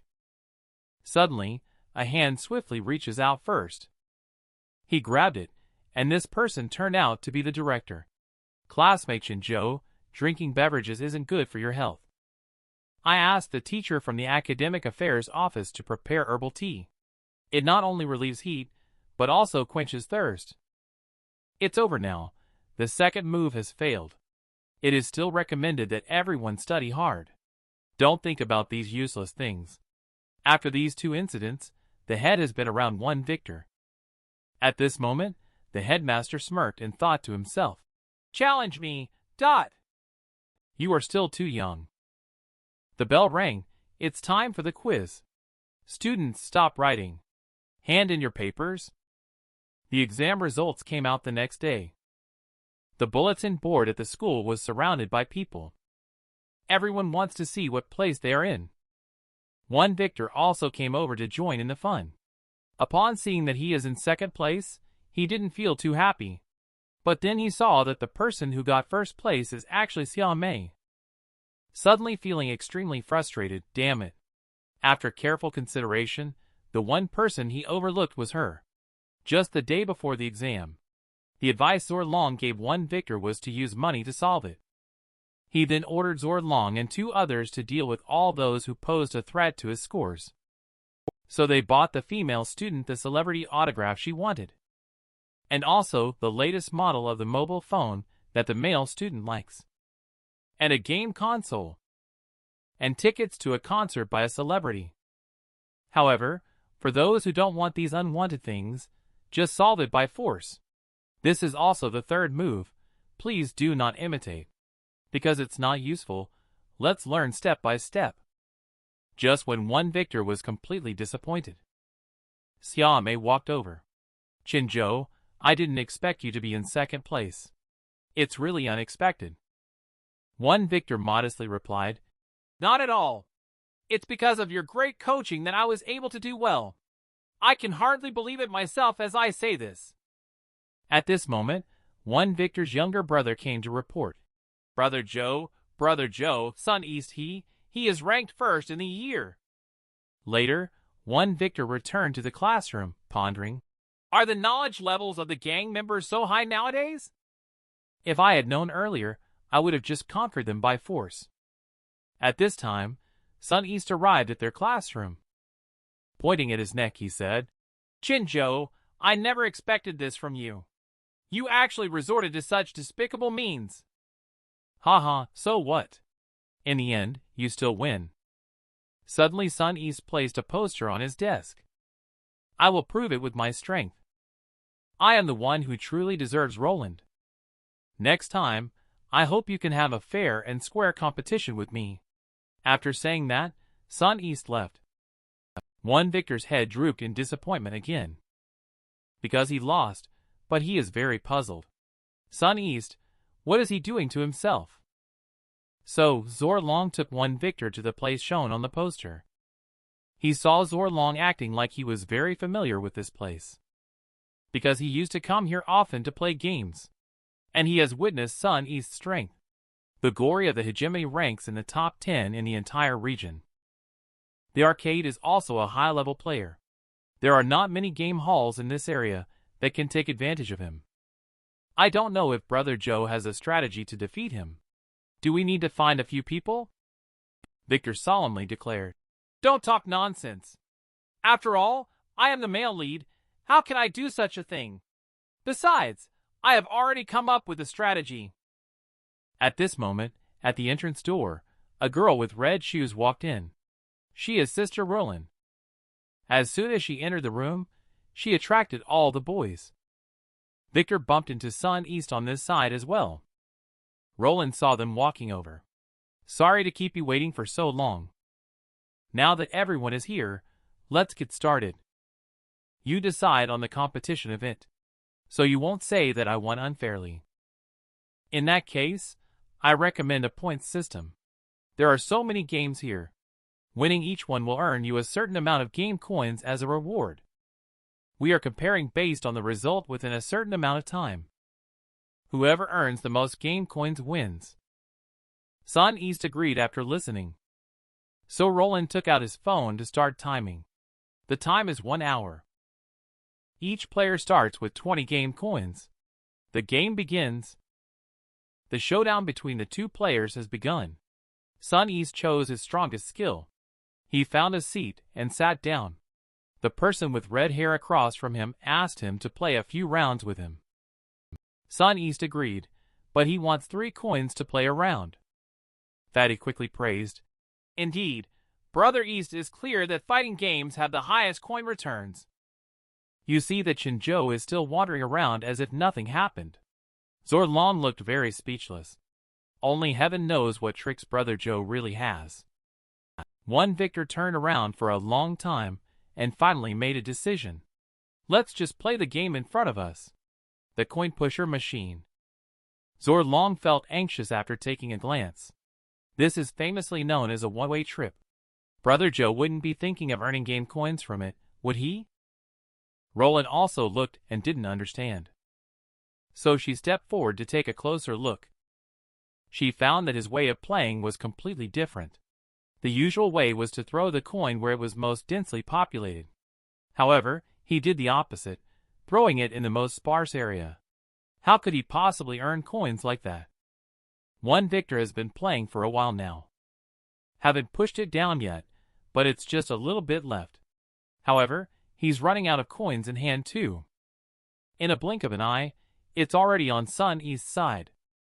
He plays the arcade game very well, winning every time, already on a 10-game winning streak. Earned 30 game coins, while one Victor didn't earn a single coin. To make matters worse, he only has one coin left in his hand. The fat guy burst out laughing. He lost all his money before it was even time. Chun Zhou, you are too incompetent. Zorlong is also very anxious. Brother Joe, think of a solution quickly. One Victor hurriedly asked them to quiet down. Take out the last coin. The outcome is determined by this moment.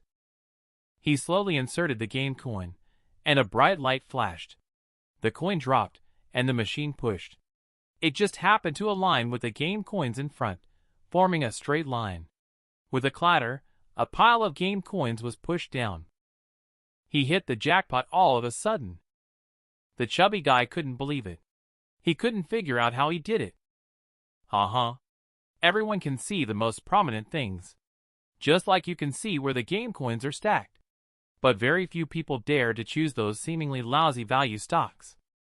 This is what we call investment vision. You kids are still too inexperienced to compete with me.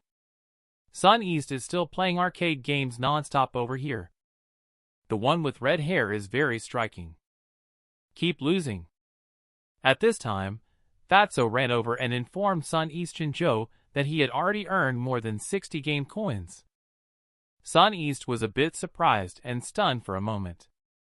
The redhead looked at him as he kept not choosing a character, and urged him to quickly make a selection. Sun East immediately became angry. Shut up! Since you want to lose so badly, I'll let you lose thoroughly. Just obediently act as a spendthrift disciple. Where does a weak chicken like you get so much nonsense to talk? This makes even a person with red hair unable to argue back. After fighting for a while, I eventually couldn't hold on and had to leave.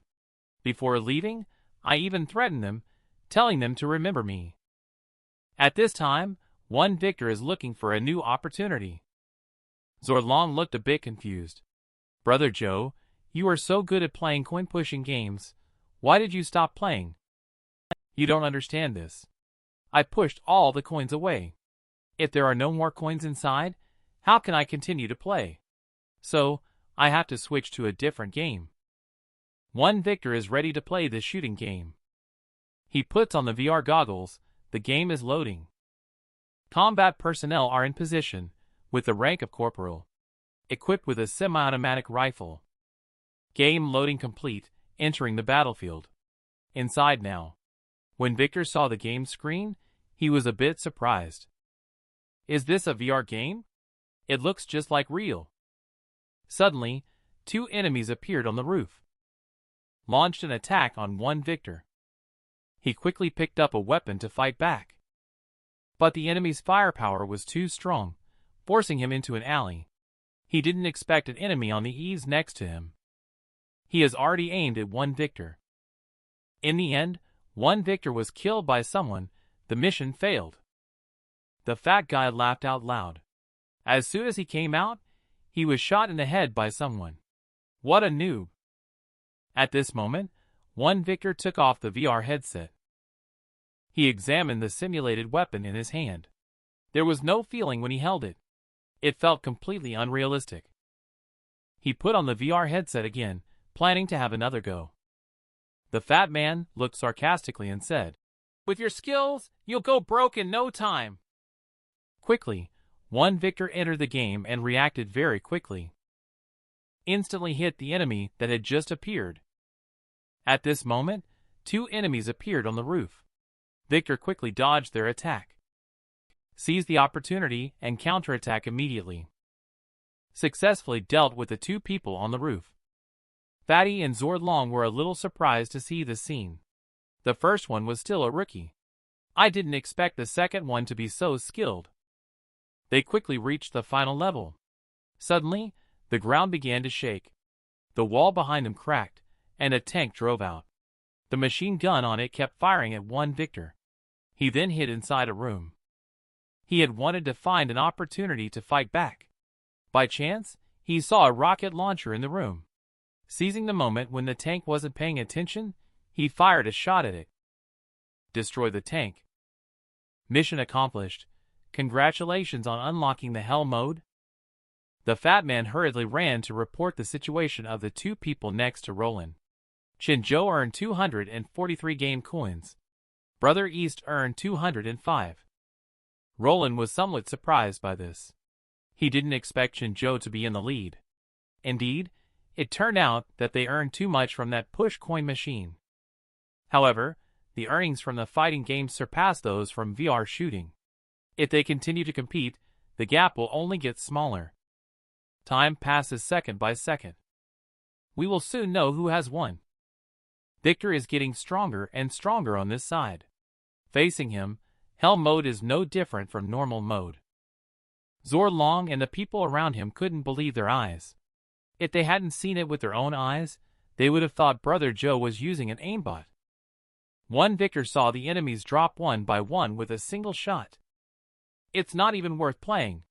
The main issue is that the profits are too low. At this moment, a player entered his battlefield. He kept on killing one victor's minions. This person is the redhead weakling.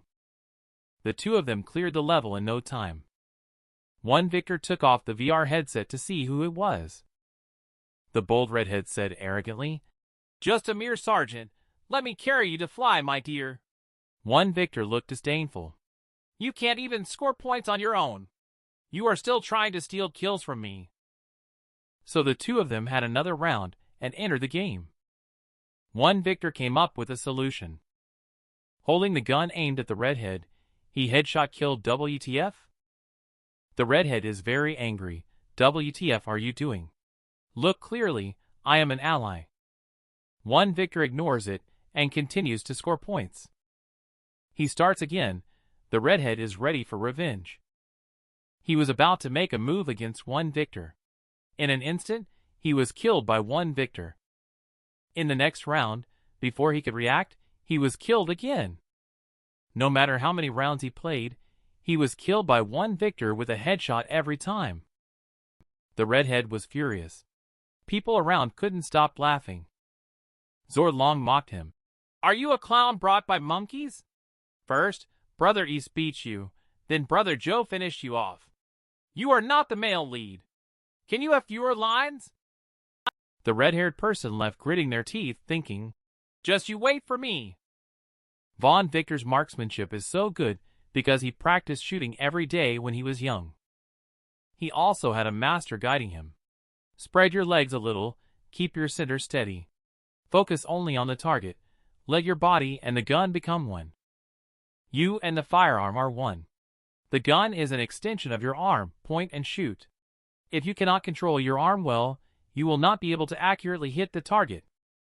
Today, after shooting these 1,000 rounds of ammunition, you can rest. This is what makes him a sharpshooter. One victor managed to complete all the levels. Zor Long and Fatso are counting game coins with each other.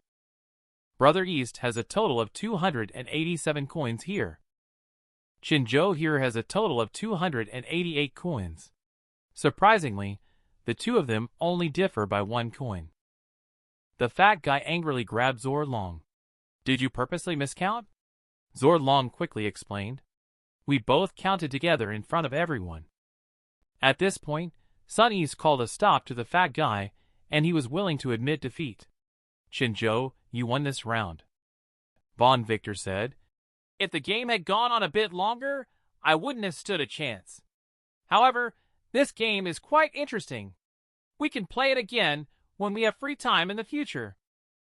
If you're looking for an opponent, I'm ready to play anytime." They were ready to leave after the game ended. Suddenly, the redhead wheat chicken ran over with a stick. He raised his hand to hit Sun East, but by the time he saw it, it was too late to dodge. At a critical moment, one victor pushed him away. "Block this stick." The person with red hair became arrogant. "Keep being arrogant. Weren't you very arrogant just now? A bunch of little punks, thinking they're tough. At this moment, Sun East stood up slowly. His eyes were filled with killing intent. You are looking for death. He immediately rushed over. A punch hit the face of the red-haired man. Both sides started a fierce war. One victor, lying on the ground, also passed out in a daze.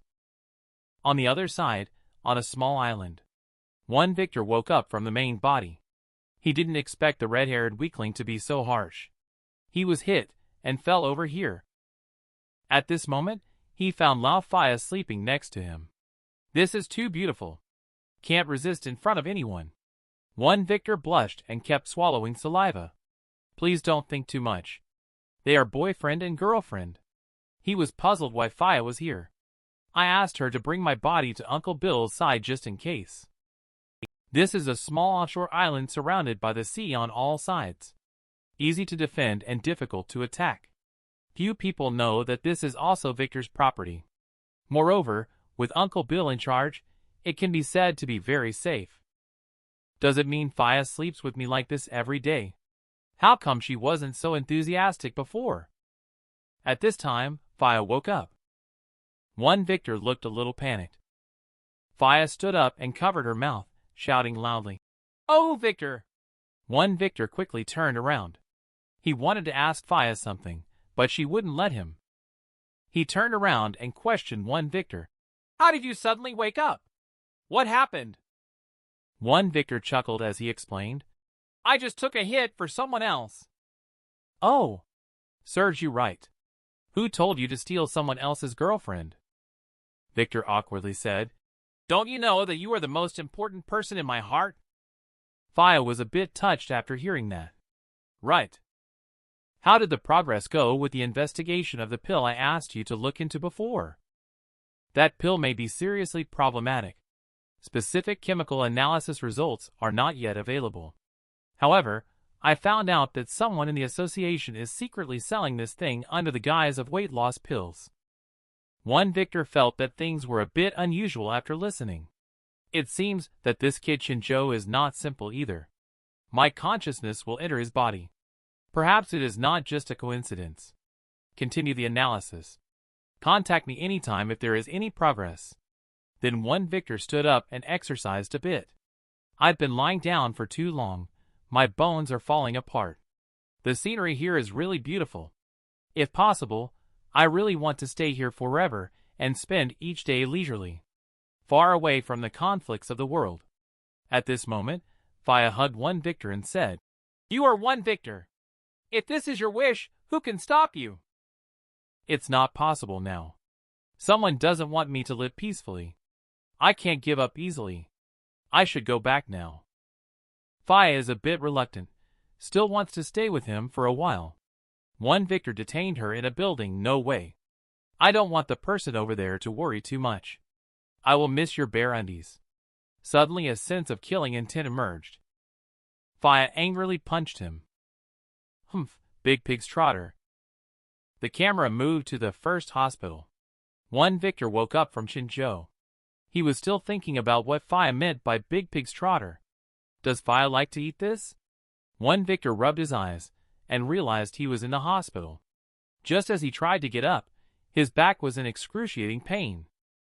At this time, Roland, who was watching over him, woke up. She was very happy to see Shinjo wake up. At this moment, one victor couldn't understand something. "Wasn't I hit on the head? Why do I feel pain in my waist?" Roland awkwardly explained, "At that time, everyone was angry, and we forgot you were lying on the ground. I apologize on their behalf."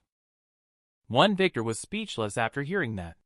However, one victor's performance today. Roland now looks at one victor with new eyes.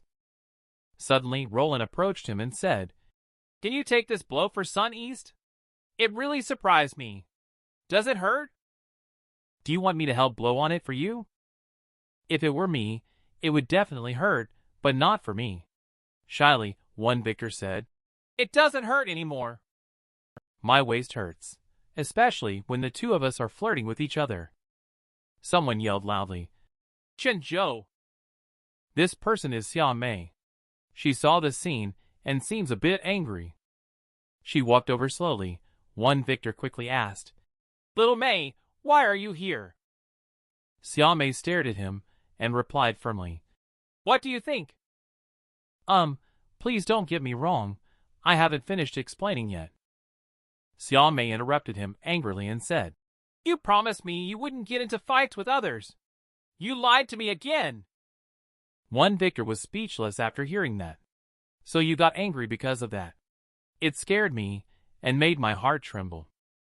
One Victor explained to Xia Mei again, "I didn't get into a fight. I was accidentally injured. Isn't that right, classmate Roland?" "That's right. Shinjo actually saved some people this time."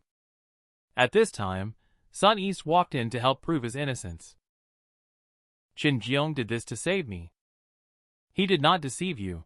He did not participate in the fight. I have already paid the medical expenses. Just rest assured and rest." Wang Tianxia thought in his heart, "This kid is not too bad after all." "Well, thank you." At this time, Xia Mei angrily grabbed Wang Tianxia's ear and said, "I'll go back to school first to help you ask for leave. No more fighting in the future. You can't just act recklessly. Understand?" "Yes, yes, yes." "Ouch, ouch, ouch." Sun Xiaodong on the side became curious seeing them like this. "Who is this girl?" Roland then told him that she is Shinjiong's classmate and also his childhood sweetheart. Upon hearing these 4 words, Sun Xiaodong was dumbfounded. "Damn it! He already has a childhood sweetheart, and he's still trying to steal my girl. In fact, he's not the only one. There are many more behind." Sun Xiaodong was dumbfounded upon hearing this news. This is simply beastly. Xiaomei was puzzled when she heard about the duel. Roland explained that they were fighting over my duel. Xiaomei exuded a fierce aura. Just a glance made people feel suffocated. Wang Tianxia was very panicked.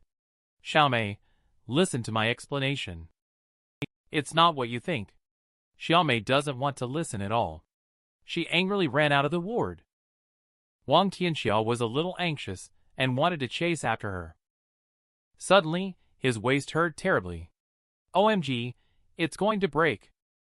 At this moment, Sun Xiaodong was so angry that he wished he could help him. "Shinjiong, I didn't expect you to be such a person. I really misunderstood you." "Ruolan, can you accept this kind of jerk?" Ruolan is not at all disgusted. She even thinks it's great. After all, outstanding men should have more resources. So there's still a competition. Let's see who is more outstanding now. Sun Xiaodong exudes full confidence. "Shinjiong, I will definitely make you lose miserably in the 3rd round." Xia Mei over here. She angrily prepares to leave the hospital, still cursing Wang Tianxia in her heart. Suddenly, she bumped into someone and quickly apologized. "I'm sorry." The person she bumped into was Shoppy. He heard Xia Mei's apology and said it's okay. "Young lady, are you okay?" "Yes, little sister. May I ask which way to the 250 ward?" Xiaomei was a little puzzled. She thought this was Shinjiong's ward. Is he going to visit Shinjiong? There are 2 fierce-looking people following behind. So Xiaomei pointed in a direction. "Let's go that way." Shoppy left after finding out. At this moment, in Wang Tianxia's hospital room, Sun Xiaodong is angrily rebuking him. "Damn it! You have childhood sweetheart, yet you still have designs on my ruling. You can't have everything good. You must make a choice." Wang Tianxia stretched lazily and sighed. "You are really boring. Only kids need to make choices. It was you who proposed the duel in the first place. I don't mind if you want to cancel it." This left Sun Xiaodong speechless. "What you said makes a lot of sense." At this time, Shoppy walked in.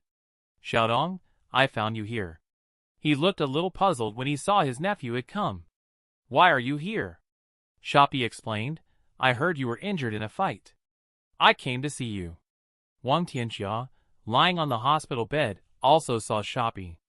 At this time, Shoppy walked over. "You are Shinjiong, right?" Thank you very much for saving Sun Xiaodong. Wang Tianxiu was surprised. This guy turned out to be Sun Xiaodong's uncle. Then Shopee brought the chicken soup he had stewed and gave it to him. Wang Tianxiu suddenly felt uneasy. Another chicken soup delivery. This guy is sending chicken soup. He must have no good intentions, so he smiled and refused. No need. I don't really like chicken soup.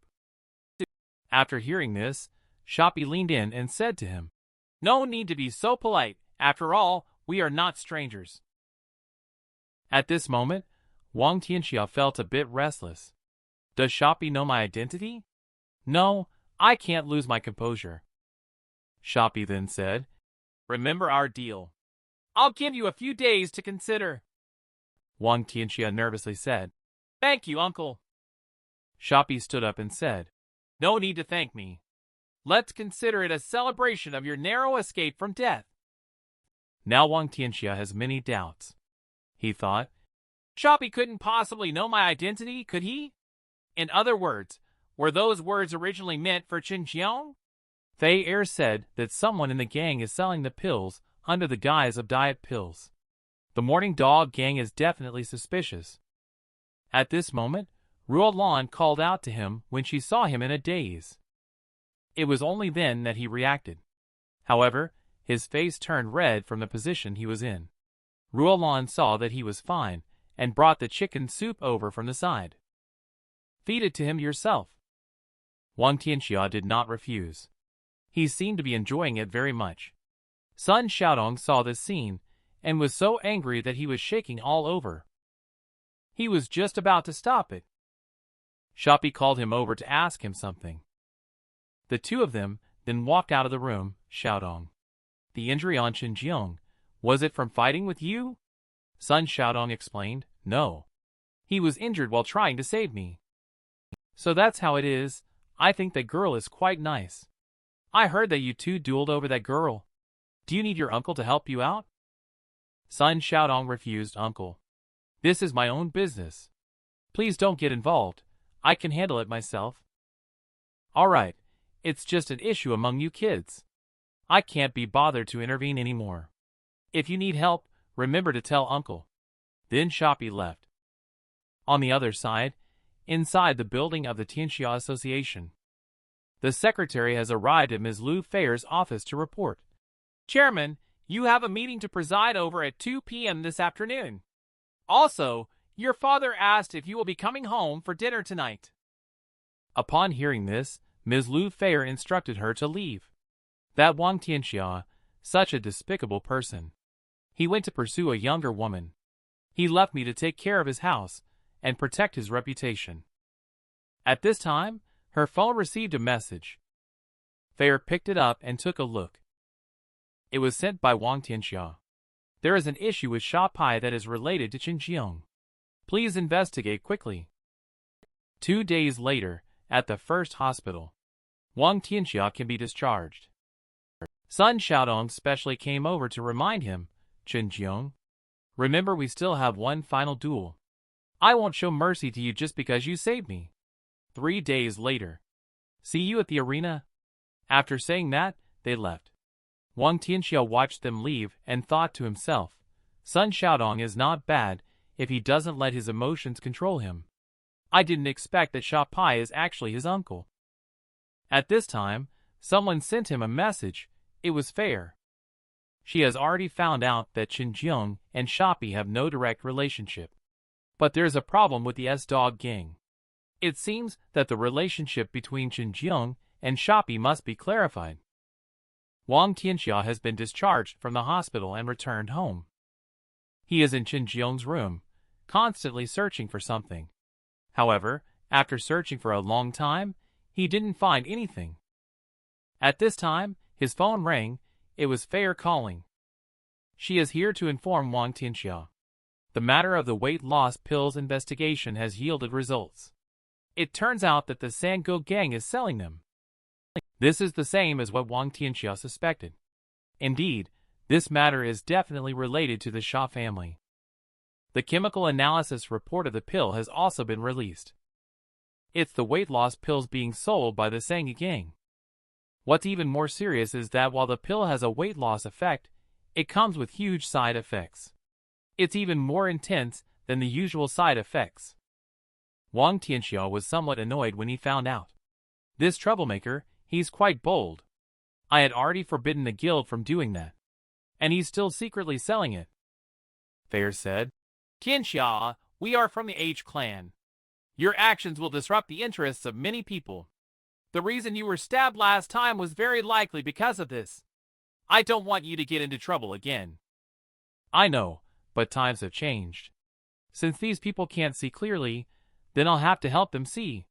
Don't worry, I have a plan. Okay, so what are your plans for next? Get ready, we are going to meet the big shot. After saying that, Wang Tianxiao hung up the phone. Now he has a difficult problem. That is how to return to the original state. Think about it before. Use a wine bottle to smash and hit the wall. It's both painful and not very effective. And it's not very good for Chen Jiong's body. Suddenly he thought of a solution. That's getting drunk. No pain, no stress, just getting dizzy. He had just stood up and taken a step when he stepped on a bottle. Accidentally fell to the ground, successfully passed out. Shoppy is drinking and having fun with his brothers, chatting happily. Someone kicked open the door to his private room. This made Shoppy very angry. MD, who dares to kick my door? Soon the door was kicked open. The brothers immediately became anxious. They stood up ready to fight him. When they saw each other clearly, scared, they broke out in a cold sweat. Turns out it's Wang Tianxiao. How did he end up here? The two little brothers quickly explained to Wang Tianxiao. This is a misunderstanding. Shoppy also quickly came over. Brother Tianxiao, didn't you go on vacation abroad? Wang Tianxiao said. I just came back. I didn't expect to meet you here. At this moment, Wang Tianxiao saw the Louis XS cigars on the table. These are worth tens of dollars per stick. Shoppy, you have good taste. Wang Tianxiao picked one up, tasted it, and exclaimed, It's really fragrant. I heard that Shoppy Go has been dealing in weight loss pills recently. Since I gained weight during my vacation, how about giving me some? Shoppy broke out in a cold sweat and became very nervous after hearing this. Tianxiao Gu, you really have a sense of humor. Haha, really? I heard that JT can also help with weight loss. Shoppy, are you not going to invite me for a drink? Shoppy looked confused, thinking that Wang Tianxiao wanted to drink JT. If Brother Tianxiao wants to drink, feel free to. Wang Tianxiao picked up the bottle of J and casually smashed it on Shoppy's head. Then he said, I've always had a slippery hand problem. This weight loss pill looks hard to swallow. I'll be leaving first. Remember to tell me about any weight loss pills that work well. Wang Tianxiao left the KTV and drove away. Ding is very confused on the road, Brother Tianxiao. Why didn't you take action directly just now? Because it's not the right time yet? The funeral dog gang is just superficial. Ding slightly understood after hearing it. Tianxiao Gu means that the funeral dog gang's actions are being directed by someone behind the scenes? That's correct. Otherwise, how could Shoppy dare to confront me? So, I want to beat the grass to startle the snake, have he make a move, and thereby reveal the forces behind him. You just need to keep an eye on him. At this time, in the KTV we were just in, was ambushed by Wang Tianxiao's XR. He became crazy. Wang Tianxiao successfully angered him. Wang Tianxiao, this is you provoking me. You are done. 3 days later, in front of the racing track in City C, Sun Xiaodong rode his motorcycle here and was waiting for Wang Tianxiao to arrive. Several people were surprised when they saw Sun Xiaodong's motorcycle. It turned out to be a Harley-Davidson 883. So cool. At this time, Wang Tianxiao arrived on a modest scooter. Several people questioned his scooter when they saw it. Xiong, can your scooter go faster than 40 yards? Even Wang Tianxia himself didn't know. "Oh, Jiang, you're not really going to use this scooter for the competition, are you?" "Of course, I have borrowed it from someone else with great effort." Sun Xiaodong looked speechless. "Qin Jiang, are you looking down on me by using this kind of car to compete with me?" Wang Tianxia is not looking down on him. It's just that this car of his doesn't look that great. You will be amazed later. Well, let's not waste time, let's go in. Roland is waiting for us inside. Shortly afterwards, the group entered the racetrack. Pushing open the door, they wanted to notify Roland that they had arrived. The race can begin now. But they saw the fat man lying on the ground. The two were suddenly a little surprised. Sun Xiaodong quickly went forward to wake up the fat man and asked, "What happened here?" The fat man, slightly more awake, told Sun Xiaodong that Sister Roland had been kidnapped. Wang Tianxia remembered when he came in. The two men who were delivering the goods should have been kidnapped by them. Immediately ran towards the outside of the house. Ask Sun Xiaodong to hurry and follow me to chase the two men who were pushing the boxes just now. At this moment, the two men have already arrived in front of the car. The goods have been loaded onto the car. When Wang Tianxia and the other two arrived, they had just driven away. Wang Tianxia then rode his small motorcycle to chase the van. It is indeed them who kidnapped Roland. At this time, they spotted the chasing motorcycle through the rearview mirror. The driver suddenly stepped on the gas pedal. Wang Tian and the other person created some distance between them. They were about to be left behind. Sun Xiaodong could only be anxious. But Wang Tian still has a secret weapon that hasn't been used yet. He pressed the acceleration button on the motorcycle. The speed increased significantly instantly. He caught up with the van again. When he looked back to check on Sun Xiaodong, he found that he hadn't caught up. However, he was very puzzled. Who kidnapped the senior sister? Could it be aimed at me? At this moment, the van drove to the mountains. Wang Tianxia chased closely without any intention of giving up. The van finally arrived at an abandoned factory. There are people here to meet them. The two of them carried Roland inside. Before leaving, remind the contact person. There's a tail behind, please clean it up. Wang Tianxia traced the tire tracks to an abandoned factory. Saw the van. No one inside. Hastily ran to the back of the car and kicked open the door. Discovered that there was no one inside. At this time, the contact person walked out. "Young man, are you looking for someone?" Wang Tianxia assumed the stance of the Wing Chun fist. However, this is called Tang Hand, one of the ancient combat techniques. It is also the prototype of today's karate. Tang Hand is a very domineering martial art, emphasizing speed, decisiveness, and attacking to cause severe damage. So when engaging with an opponent, it often emphasizes delivering a single decisive blow. When fighting with the enemy, one must be fast, accurate, and ruthless. You practice this set of combined movements 100 times. Remember, it's every day. That's how Wang Tianxia became so strong. He instantly arrived among the few people, making moves one after another. 3 punches and 2 kicks left them with no chance to fight back. After a while, he defeated all of them. So he came in front of the leader and questioned him. "Where is the girl you captured? Why did you capture her?" The leader was very arrogant, refusing to speak. He even threatened Wang Tianxia. "You're dead meat. Dare to mess with our group, you're tired of living." At this moment, Wang Tianxia clearly knows who captured Ruolan. But we need to find out where she was taken. Wang Tianxia then picked up a small knife. The leader trembled in fear. "What do you want to do?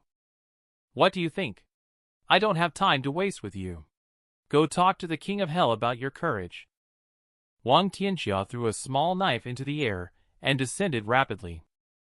The leader was so frightened that he screamed loudly. However, the knife didn't fall on him. It was so close though. He almost met his end. Wang Tianxia looked a little disappointed. He planned to try again. But this time, He won't fail. The leader was so scared that he immediately got up and ran away. With a whoosh, the knife flew over and stuck right in front of him. Terrified, he quickly begged for mercy. "Don't hurt me! I'll talk. But I really don't know where they took the person. The higher-ups only instructed us to hand him over and go find someone named Chen Jiong. Tell him to be at the abandoned hospital in East City at 11 minutes past 11 tomorrow night to exchange the prescription for the person." Wang Tianxia thought to himself after hearing it. Sure enough, it's aimed at Chen Jiong. But the formula for that pill, it's actually invented by Chen Jiong. Remember to tell Shoppy when you wake up. That girl is missing a strand of hair. I will make him look very ugly. The leader was very confused. Why did he wake up and speak? Before he could figure it out, Wang Tianxiao went up and kicked him, causing him to pass out. Shoppy is on the phone. Wait until I get the formula. Those hesitant old people will support me. At this moment, Sun Xiaodong pushed the door open and entered. He came to ask Shoppy for help in rescuing Rulin. But what he didn't know was that Rulin was the one kidnapped by Shoppy. Shoppy was very curious about how his nephew found out. I saw it with my own eyes. Someone took Rulin while I was competing with Chen Jiong. Chen Jiong chased them and hasn't come back yet. Uncle, please help me quickly.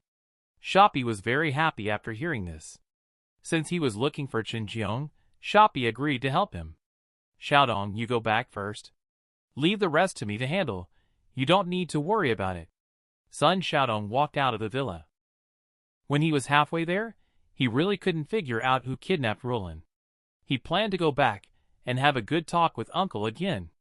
On the other side, Shoppy made another phone call to report to the mysterious person. Chen Jiong had taken the bait. Wang Tianxiao was also ready. The mysterious person felt that it was still not very reliable.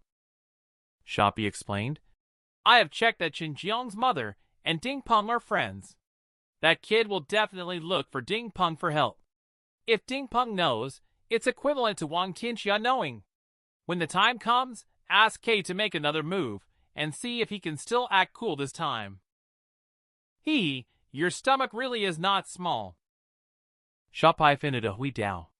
Je biu do shi rang wang tian xia ge bi de ma. Ji ran ta zhudong zhao shang men lai le. Jiu lian ta ichis would yao.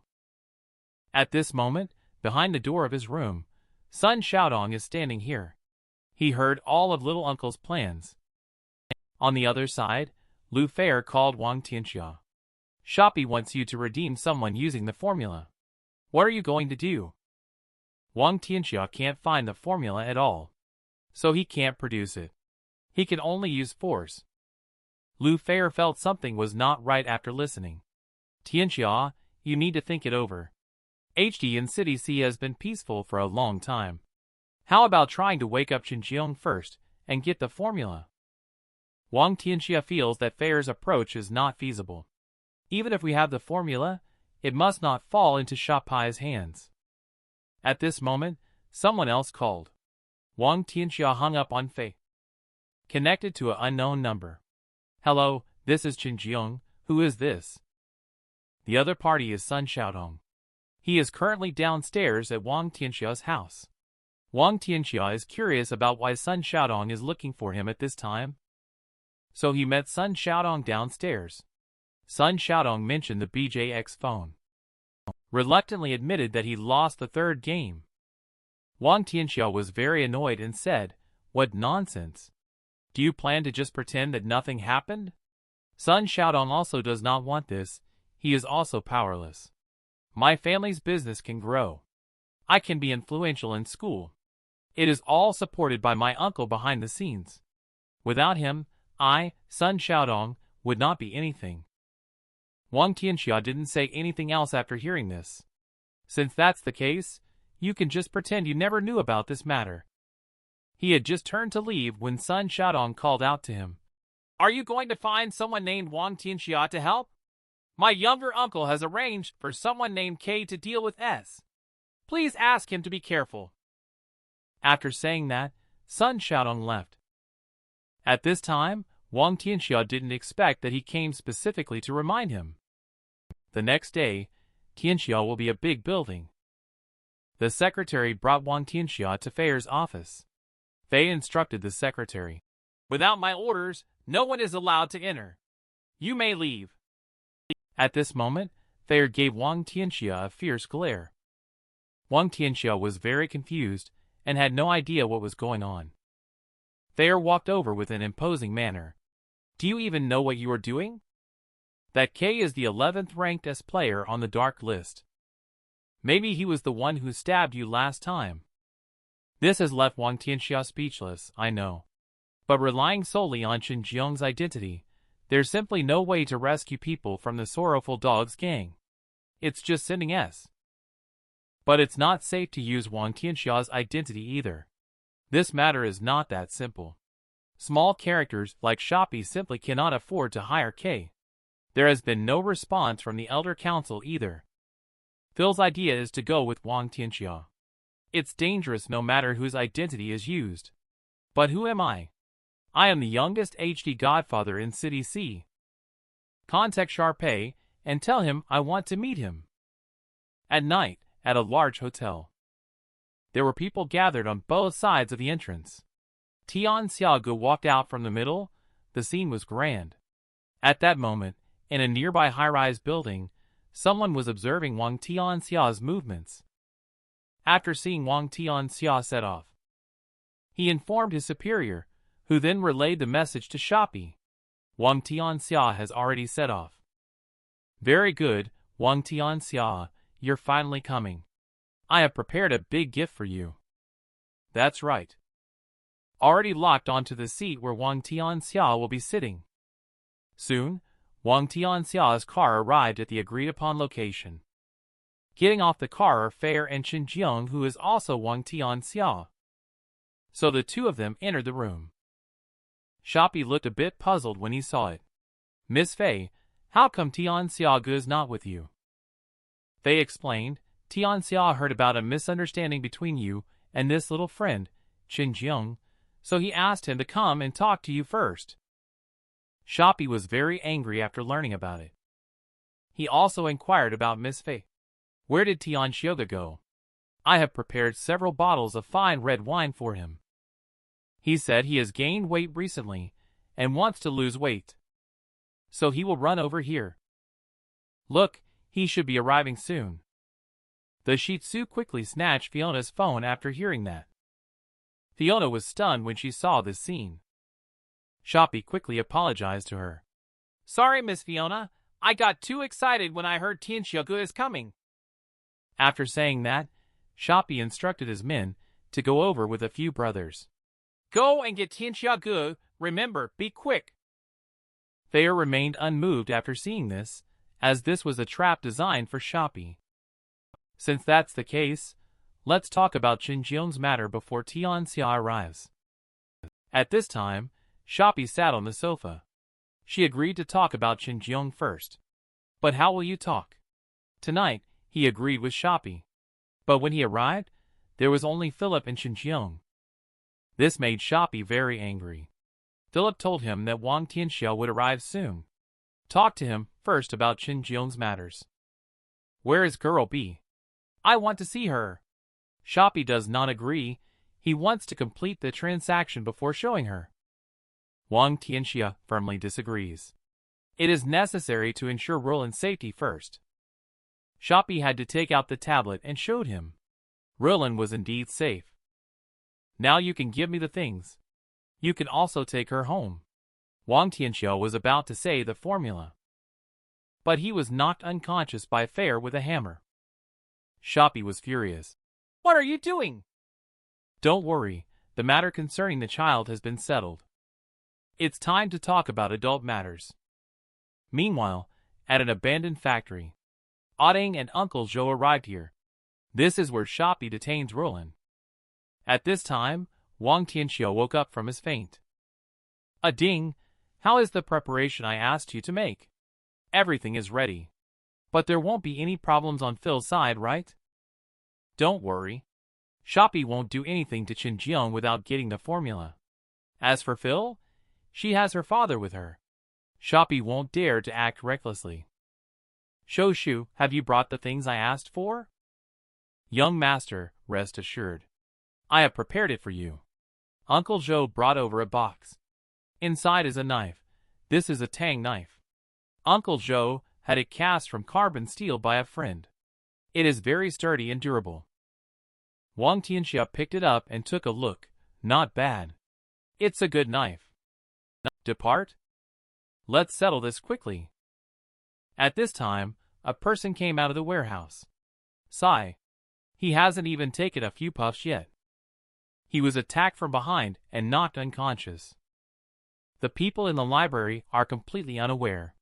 Upstairs, they are still engaging in a PK battle to pass the time. Their voices can be heard from outside. They are so happy even when facing death. Adding, you take your people to the first floor. I will go to the second floor. In a certain room on the second floor, Rulin is locked up here. She is very scared, calling out in her heart for her grandfather to save her. At this moment, the door of the room creaked open. A rough big man pushed the door open and entered. He walked up to Rulin. With a strange expression on his face, he looked at her. Don't be afraid, little girl. Uncle is here to accompany you. I have brought you something good. This is fast-acting weight loss pills. You girls always want to lose weight, right? Take this injection. I guarantee you will feel the joy of losing weight. Once the needle went into the bald head, Roland was so scared. Who will come and save me? At this moment, there are two brothers on the second floor guarding the door. Suddenly, two marks appeared on the door. The two of them were very confused, not knowing what was going on. Just as they were about to step forward to investigate, the door shattered directly. A dark figure appeared in front of them. This person is the big shot HD, Wang Tianxia.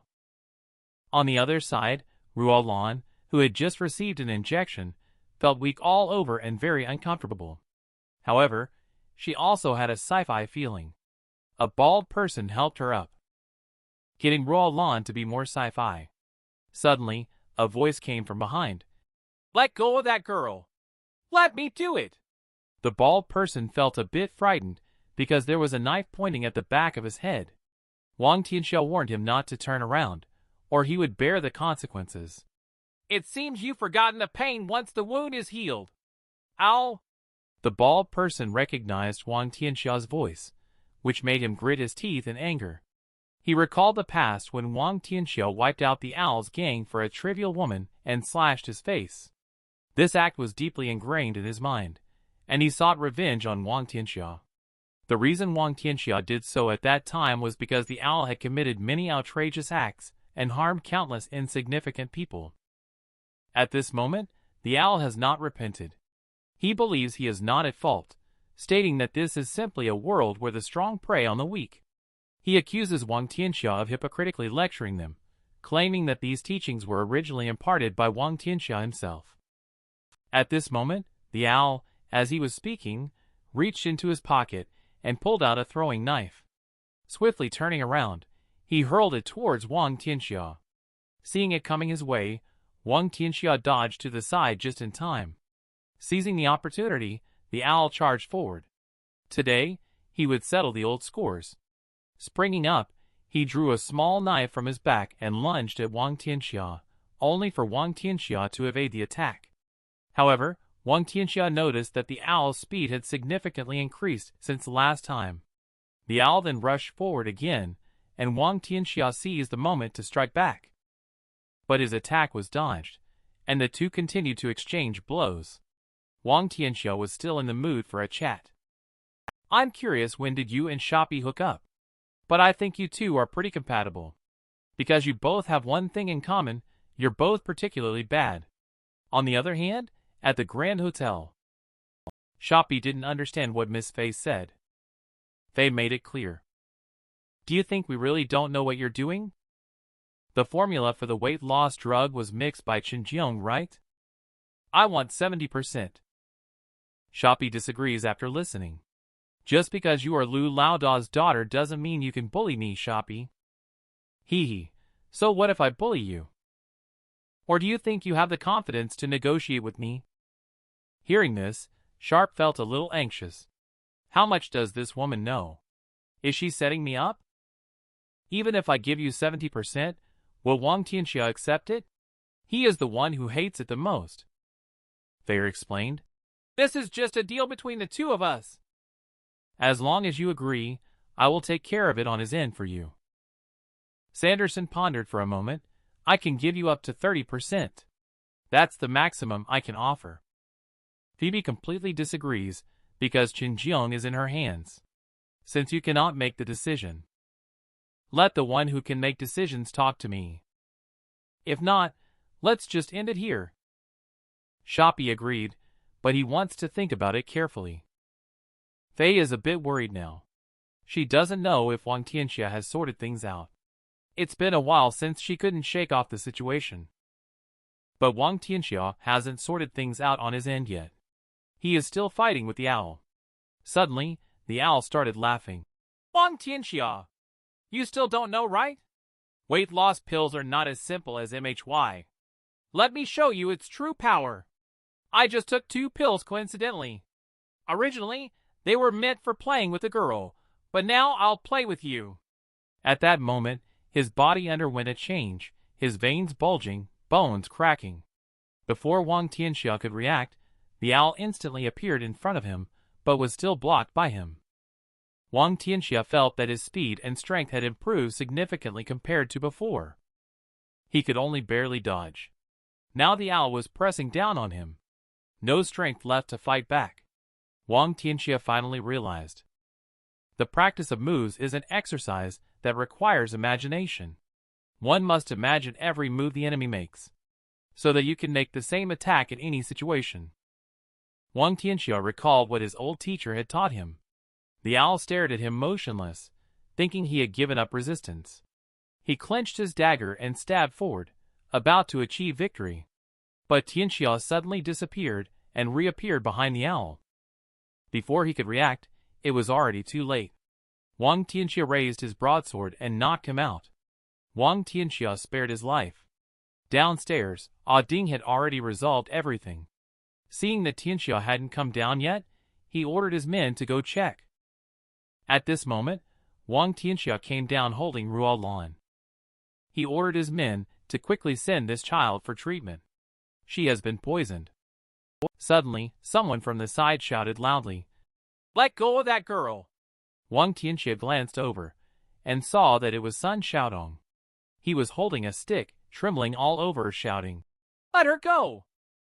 Wang Tianxia was somewhat puzzled. How come he was here? Could it be to rescue Roland? Ding wanted to step forward to deal with him after seeing this, but was stopped by Wang Tianxia. Ding, I know him. He is Chen Jiong's classmate. You are Sun Xiaodong, right? We were entrusted by Chen Jiong to rescue this girl. Don't worry, she's fine. Sun Xiaodong was somewhat shocked after hearing this. He thought to himself, Chen Jiong actually got the underworld to help him rescue someone. What kind of person is he, after all? He then nervously asked, "Are you Big Brother Wang Tianxia?" "Yes, Ding. Bring people with you to bring the owl down. And bring my knife." Ding was somewhat surprised to hear about the owl. It was unexpected that Shoppy would actually team up with the owl. I think Shoppy must have made a lot of preparations for this. You let the brothers act accordingly. Several people were about to leave when the owl jumped down from the 2nd floor. Sun Xiaodong happened to be under his feet. The owl grabbed him as a hostage. It seems that since you know this young man, things will be easier. Wang Tianxia admitted that he knew him, but he didn't know how Shoppy would react if he knew you were holding his nephew hostage. The owl didn't believe it at all. Don't try to deceive me. How could his nephew be here? Sun Xiaodong said with difficulty, Shoppy is my uncle. The owl still doesn't believe it. Unless Sun Xiaodong calls Shoppy. This is bad. If Shoppy finds out about things here in advance, it will be dangerous for Chen Jiong. Wang Tianxia quickly stopped him and said, "Wait. If you let him go now, I promise you can leave safely.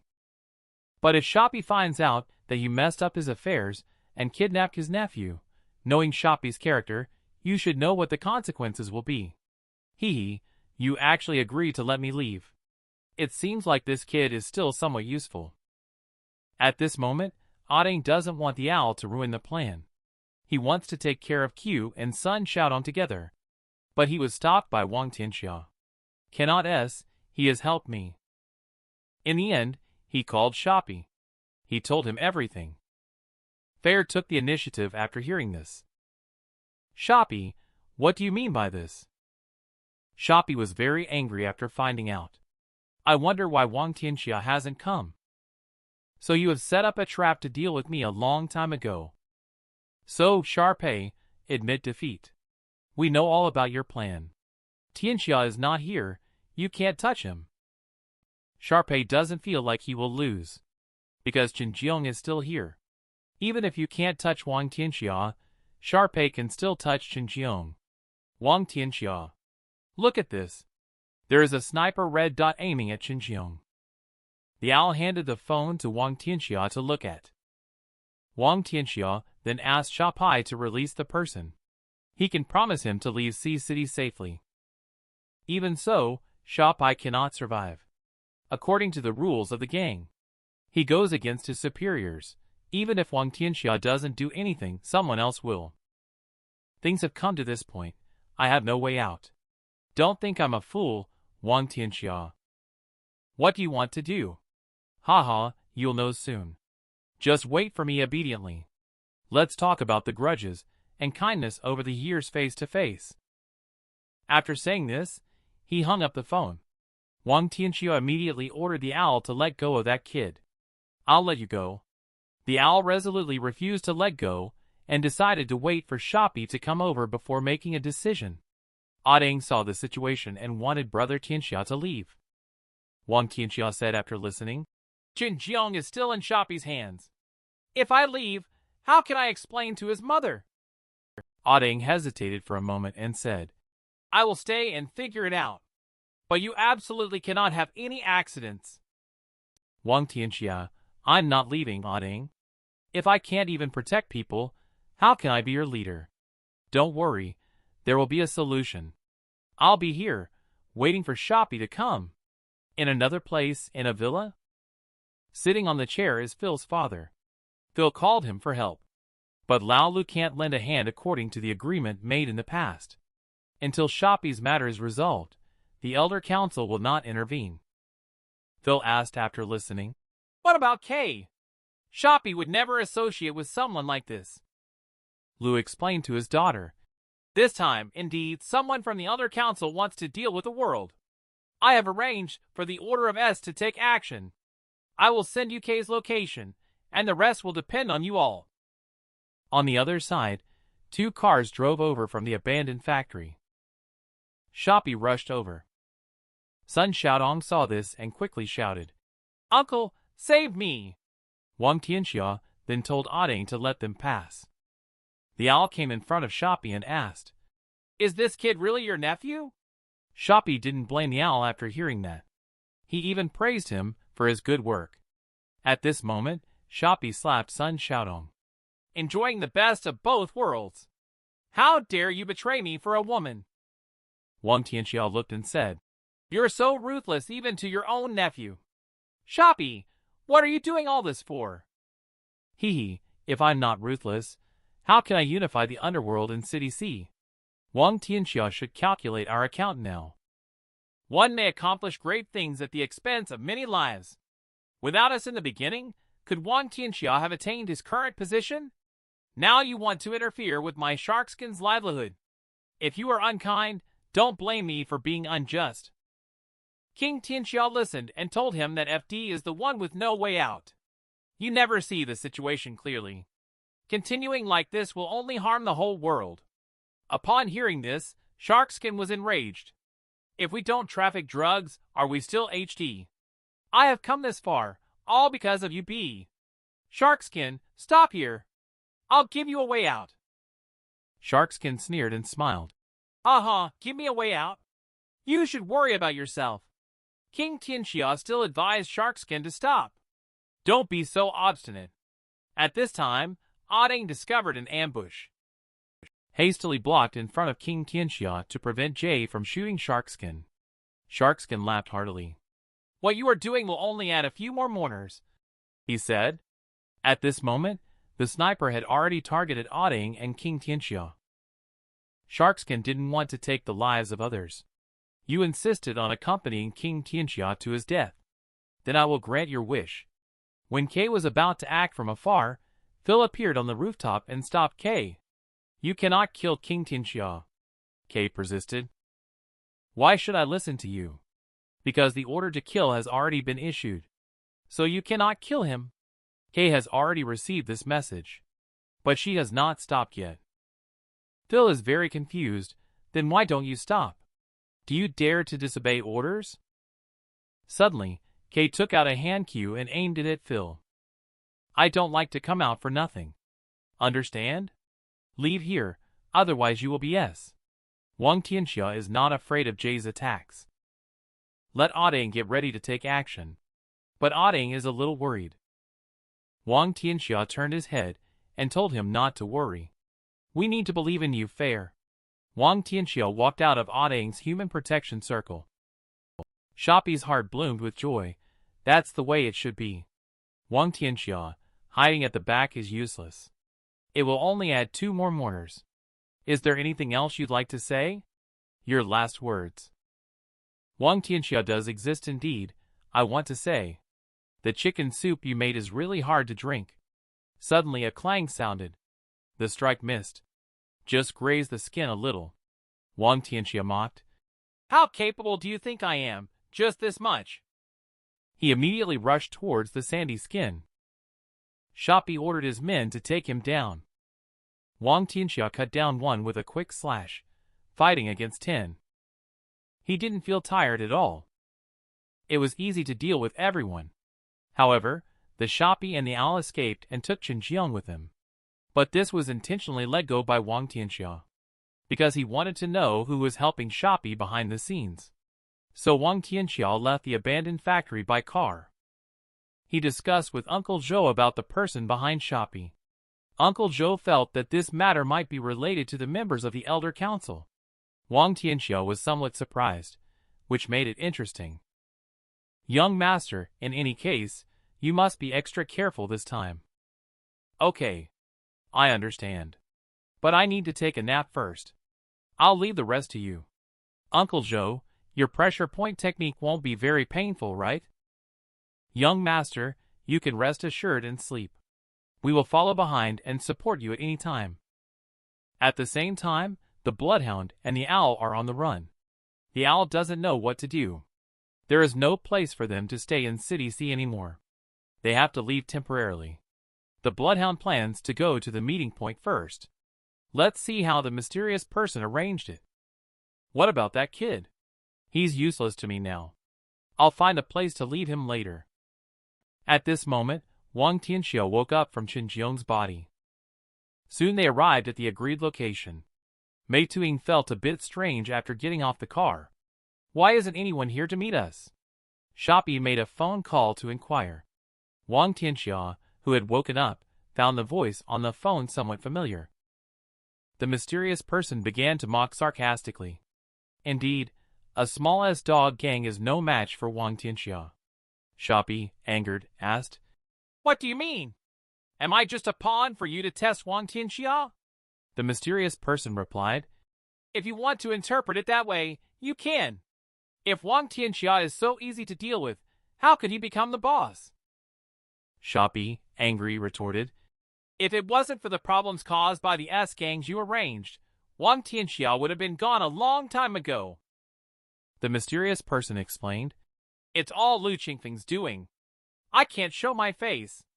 Besides, without this accident, you might not have one. I heard that Zhou Laogui is also here. With him around, you won't be able to take down Wang Tianxia." Wang Tianxia, who was hiding in the car, became even more curious about who this person was. Even Uncle Zhou knows. Now Shoppy is too lazy to deal with him, and is only interested in arranging for me to leave quickly as agreed before.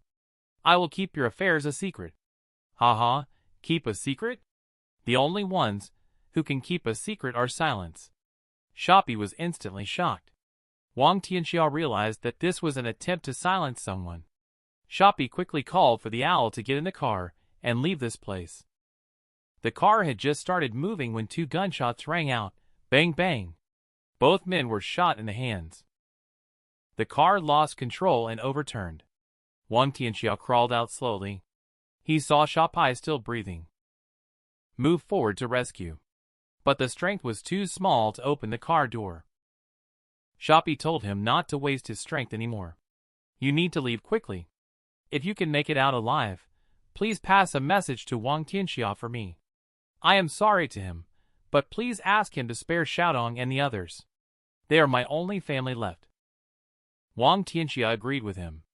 Shopee was speechless. Who are you? Tell brother Tianxia, only her promise counts. I am Wang Tianxia. I promise you. Shopee's last wish was fulfilled, knowing Wang Tianxia's secret. He closed his eyes forever. Wang Tianxia looked at Shopee, who was leaving, and said, Don't worry. What I, Wang Tianxia, promise is absolutely reliable. At this moment, a person walked over. She heard what Wang Tianxia had just said. She was the one who attacked Shopee. She only intended to see if there were any omissions. Unexpectedly, she heard an astonishing secret. This person is Kay. 3 hours ago, Faye tried to stop her from attacking Wang Tianxia. Kay pulled out a dagger. Faye only has a knife, and Kay found it somewhat interesting. Do you think your knife is faster than my dagger? Kay asked. I don't know, but I have to take a chance. As long as I'm alive, I won't let you harm him.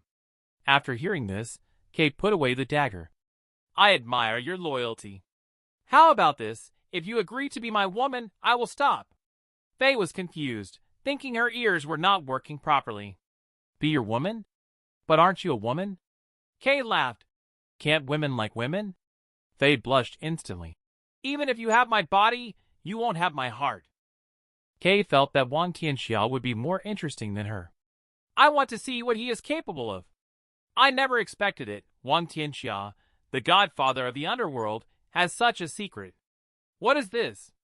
Superpowers? Wang Tianxia replied. It's none of your business. Are you claiming to be Wang Tianxia? Someone asked me to take care of Wang Tianxia. So does it concern me? At that moment, the gasoline was flowing out of the car's tank. Wang Tianxia came up with an idea and said, Well, I'll tell you this secret. Will you let me go? Let him guess. At this point, Wang Tianxia took out a lighter. Remind her to look at what is under her feet. It turned out to be gasoline. She panicked. Wang Tianxia lit the lighter, intending to perish together. He threw it to Kay's feet. Instantly, a blazing fire erupted, and Kay swiftly jumped aside. At the same time, Wang Tianxia also jumped aside. The fire burned bigger and bigger. The car exploded, but neither of them was hit by the explosion. Wang Tianxia slowly stood up. He walked to Kay's side to check if she was dead. Suddenly Kay pulled out a gun and pointed it at Wang Tianxia. She admired Wang Tianxia. Even in this situation, he dared to risk his life. Awesome. Wang Tianxia didn't care at all. He just noticed something unusual about the torn part on her. His face blushed unconsciously, reminding her. Don't you feel cool? Kay got up and covered her back, saying, Big shot, you still blush, that's rare. Bang! Suddenly, Kay used Q. But it didn't hit Wang Tianxia, it just missed again. This made Wang Tianxia feel that this woman is not to be messed with. Too fierce. Kay stood up and said, Wang Tianxia's little brother. Sister will let you go today. Hope to see you again next time, and you'll surprise me again. Wang Tian was completely baffled. He never thought Kay would just leave like that. Wasn't she here to pick him up? Kay went back to her own car. She changed into some fresh clothes to replace the ones that had been blown up. Just then the phone rang, and Kay picked it up. The employer was calling to ask how things were going. Rest assured, Shopee and his men will never speak again. After hearing this, the employer said, Very good. Our cooperation ends here. You can now pursue activities that interest you. Dee finished speaking and hung up the phone. She started thinking about things that interested her. In the end, she felt that Wang Tianxia was the most interesting to her. Strange thing was that she didn't Wang Tianxia and left. So Wang Tianxia left that place. Fair also found her. Hastily ran over. She was very worried. She hugged him tightly. It's really great that you are okay. A few people got into the car and prepared to go home. On the way, Wang Tianxia instructed Uncle Zhou. Take care of the matters of the bereaved dog gang. Sharpei has fought alongside me as a brother. Give him a proper send-off. As for the people, leave a few behind. As for the upcoming matters, he needs to plan carefully with Thayer. Whoever it is, if they become my enemy, they must be prepared for the consequences. The next day, Tianxia building. Ading brought Sun Xiaodong into the manager's office. Ading led him in front of Fei. Are you Sun Xiaodong? He was a little nervous, but confirmed. Yes. May I ask where my uncle is? Phil did not tell him the truth. Your uncle has escaped from City C. You should know that City C is the territory of our Tianxia club. He left and will never come back. Because of this incident, the Morning Dog Gang is currently without a leader. What if I said to transfer the Morning Dog Gang to you for inheritance? How about that? Sun Xiaodong was suddenly shocked. He didn't know what to do.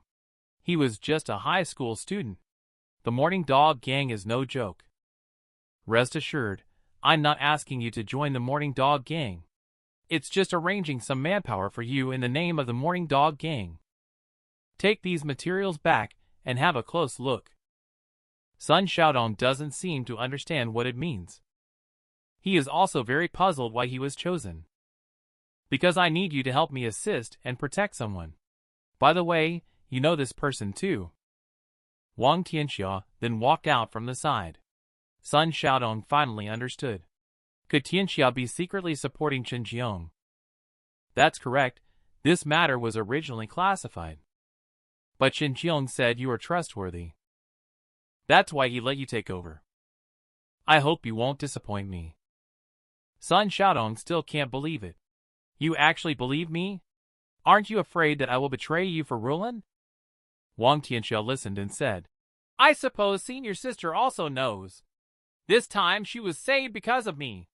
If she knows you betrayed me, how do you think she will treat you? Sun Xiaodong agreed after hearing this, but with one condition. The competition between us is void. Rulan, I will not give up. Wang Tianxia agreed to his condition, fair competition. Suddenly he felt some pain in his back. Fair asked Sun Xiaodong to leave. Ading will take care of things from here on. Why does Wang Tianxia feel pain? Because Fair pinched him. What did you say about fair competition just now? Wang Tianxia nervously explained. Oh, it's nothing. I just want to keep Sun Xiaodong stable. At this moment, Fair became serious. Are you really decided to do this? No way. We are in the light, the enemy is in the dark. Only by using Chen Jiong's identity well can we lure out the people hiding in the darkness. Fair still has some concerns, but Chen Jiong is only 16 years old. What is this? When I made my debut at 3 years old, I was also only 16 when I first became a leader. Let's say when it's back to 16. Let's conquer the world again. Look at others, we are still in our infancy. They also agreed to his plan. I met you when I was 16 years old. Now let's go back to 16 and conquer the world together again. Indeed, behind every successful man, there is a woman silently supporting him. Later, Wang returned to school. Just finished class, taking a walk outside. He happened to meet the DY teenager. He had been looking for Wang Tianxia for several days. Finally found him.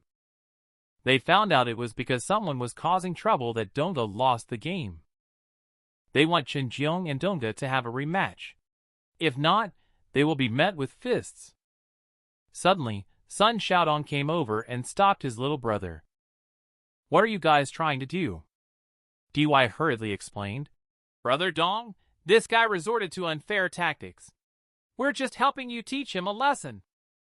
Sun Xiaodong from Wuzhong said after hearing this. This matter has nothing to do with you guys.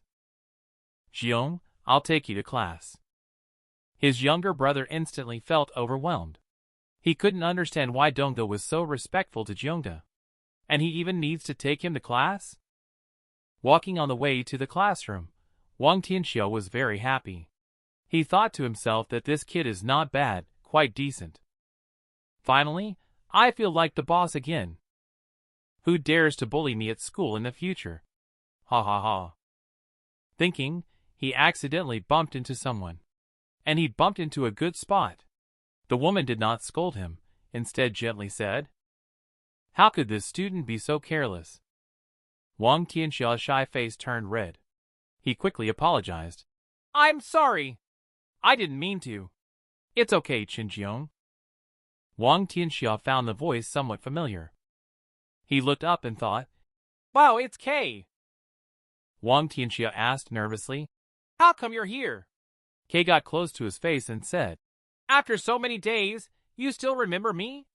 Qinjiang, great memory you have." At this moment, Wang Tianxiao just wants to know what she is up to. This is a school. Of course, I know this is a school. See you later. Qinjiang left right after saying that. Wang Tianxia really can't figure it out herself. What is she doing at school? Wang Tianxia returned to the classroom. The head teacher brought someone with them. They have something to announce to the students. Your teacher, Mr. Wang, needs to take a break due to health reasons. So the principal has recommended another teacher to act as your substitute class teacher. Wang Tianxia suddenly stood up and said, "No." The class was instantly shocked as she is not a teacher. The headmaster was a bit annoyed. "Qinjiang, what do you want to do? She is not a teacher. Are you a teacher? If you continue like this..." "Be careful, or I'll have your parents come to school." Kay quickly persuaded the headmaster not to get angry. It's possible that student Qinjiang is a bit excited to see the new teacher. Yes, that's right. It's normal for people to get a bit excited to have a teacher like you. Now, I will start by introducing myself. My name is Shenke. I am your acting class teacher. Please take care of me. After class, Wang Tianxia found Kay. Speak up. What do you want to do? I don't know how you managed to sneak into the school. I won't let you get away with this.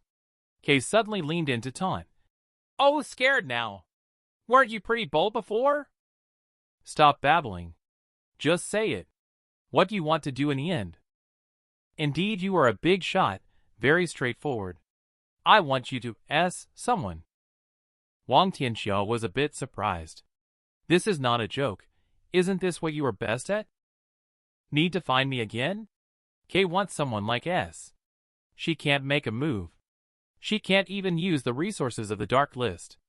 So she had to ask Wang Tianxia for help. But he has no interest. Your business has nothing to do with me. Moreover, Tianxia has long stopped engaging in underworld activities. Wang Tianxia found out about Kay's intentions and was just about to leave. She called out to Wang Tianxia and took out her phone to show him. The photo turned out to be Qinjiang's mother. He thought Kay was threatening him, but it wasn't. I wouldn't dare threaten the godfather of HD. It's just that this matter has a lot to do with her. Helping me is helping her. Wang Tianxia didn't understand what Kay means. Kay explained. I recently received some messages. Someone wants to deal with this woman. Wang Tianxia immediately agreed to help her after listening. Wang Tianxia and Kay came here to find Qinjiang's mother. Mom thought she was her son's girlfriend. She's very pretty. Wang Tianxia explained shyly. No, she is the new teacher in our class. Mom felt a bit embarrassed. Oh, she is a teacher. I misunderstood. Sorry. It's okay. I'm the substitute homeroom teacher for Qinyang's class. Since I just took over their class, I wanted to do a home visit for each student. So Wang Tianxia found an excuse to leave by saying he needed to go to the restroom. He walked down the street looking left and right. He was looking for something because Kay told him someone would put some dirty D West in Chin Jeong's mom's bar. He wasn't sure about anything else. Although the tactics are a bit outdated, they are still very effective against ordinary people. But where will this D West be hidden? I estimate it's in the private room. But there are so many private rooms here. It's not easy to find. Wang Tianxia is somewhat distressed, but since he wants to frame someone, it shouldn't be placed in a frequently visited area. However, it shouldn't be too difficult to find either. Wang Tianxia thought of a place. He remembered that there was a secluded private room where guests often couldn't find their way. He decided to go there to take a look. So he arrived at that private room. The light inside didn't turn on when he opened the door. Seeing no one there, he boldly walked in. But it turned out that it wasn't a private room inside. It had already been converted into a liquor warehouse. Wang Tianxia immediately began searching everywhere. However, he found nothing. At that moment, he came across a wine crate. Upon opening it, there was a package inside. Inside the package was a bag of flour. Wang Tianxia took some to taste, and discovered it was actually HLY. Goodness, is it necessary to deal with a woman this way? No. This is within Anicap's jurisdiction. Does this mean they are trying to deal with Anicap? Wang Tianxia felt that things were not looking good. At this moment, Wang Tianxia heard someone walking outside the door. He immediately found a place to hide. What they hid inside is what they did. Their leader is not at ease. He came back specially to check and ensure that nothing unexpected happens. When he arrived at the private room, the boss noticed that something was wrong. The door was open. Someone had been in. The boss pushed the door open and took out a small knife.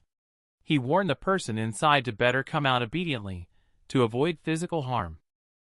When the boss saw no reaction, he sent someone in to search. Wang Tianxia will soon be found by them. Now he cannot use force to solve it. Making a commotion would not be good for Chin Jeong's mother. So he thought of a safe way. First, he used his foot to kick out bottle J, attracting their attention, then pretended to drink ethanol. He walked out unsteadily. He's talking nonsense. I didn't steal J, don't tell my mother. The boss is very confused, and the younger brother hurriedly explained. Brother Bai, I know him, he is Chin's son.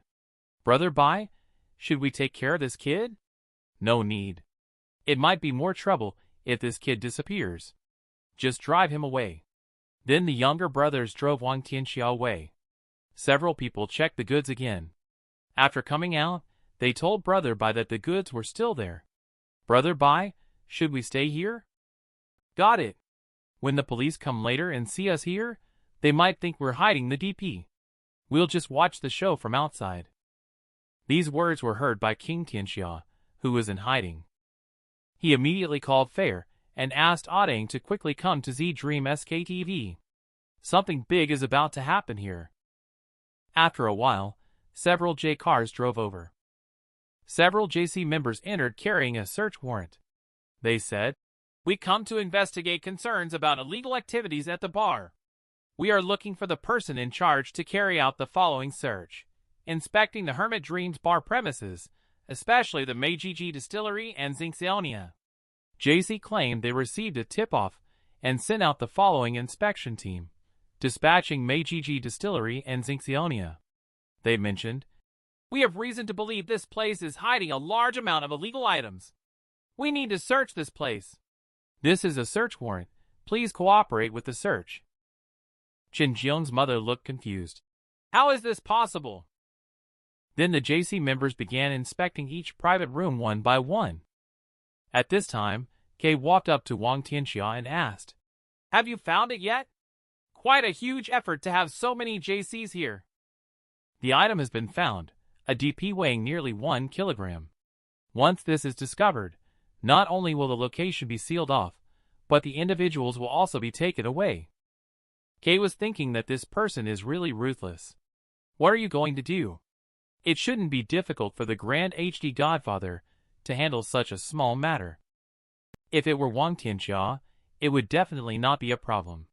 But now Wang Tianxia is using Chen Jiong's body. This can be considered quite troublesome. So he wants Kay to help out. Oh, are you asking me for help?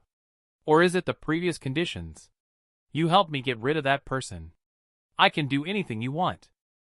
Apart from this condition, King Tianxia. He can agree to anything. Kay had to compromise. That's it. Don't go back on your word when the time comes. Tell me, how do you want me to help you? Do you need me to help you get rid of the people here? Ah ha ha ha. This is simply diabolical. Wang Tianxia is left speechless by this. He brought Kay to the place where things are stored. Did you see that person? The police will take some time to search here. I need to go deal with those things first. But someone is guarding the passage. And their people have just seen me. So I can't rush in. Otherwise, it will attract JC over instead. Kay confidently took out his gun and walked out. You can trust me. Dealing with this kind of character is not a problem no matter how many come. Right. Remember what you said, except for S, you promised me everything else. The person watching the door is smoking Y, and Kay swayed his body as he walked over to greet him. Handsome guy. Can we chat? The person guarding the door was enchanted and said, No problem. What do you want to chat about? Kay took out her handkerchief. Pointing to his forehead, he said, Yes. Later, Kay took him to a private room.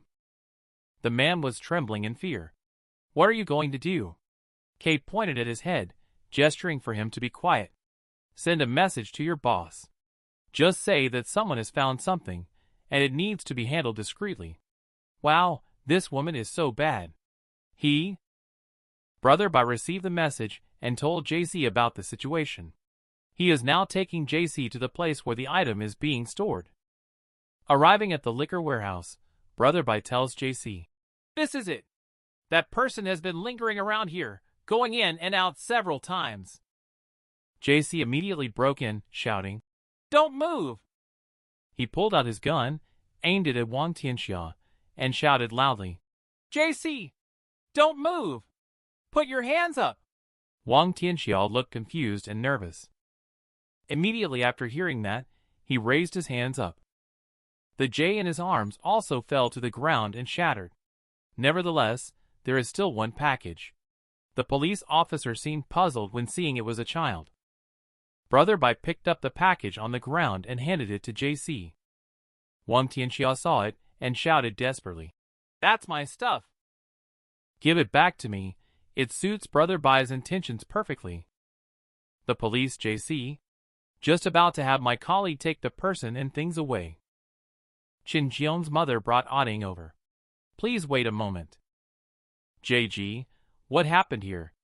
Why are they taking this child away? JC then told Auding, We received a report from the public. Someone here is hiding WJ items. We found suspected WJ items on this child. So we need to take him back for investigation.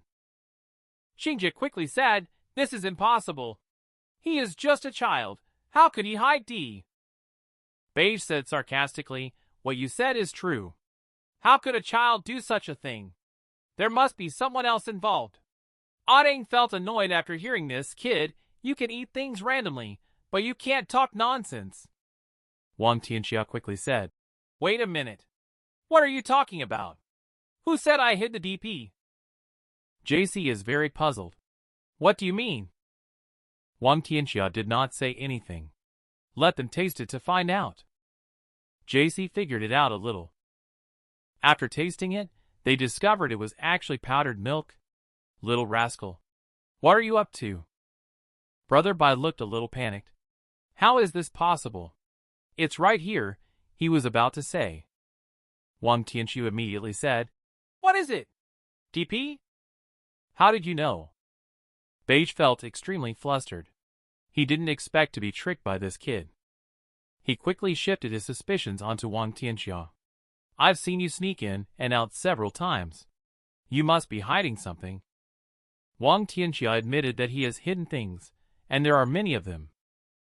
So he brought over a box of milk powder from the side. JG looked very confused. Why did you steal the milk powder? Look at what you're saying. What I did is not called stealing. Call it taking. Recently a bit tight on cash, haha.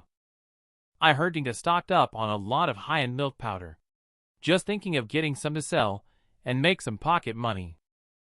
Qingjie and Auding are both speechless. It's all a misunderstanding.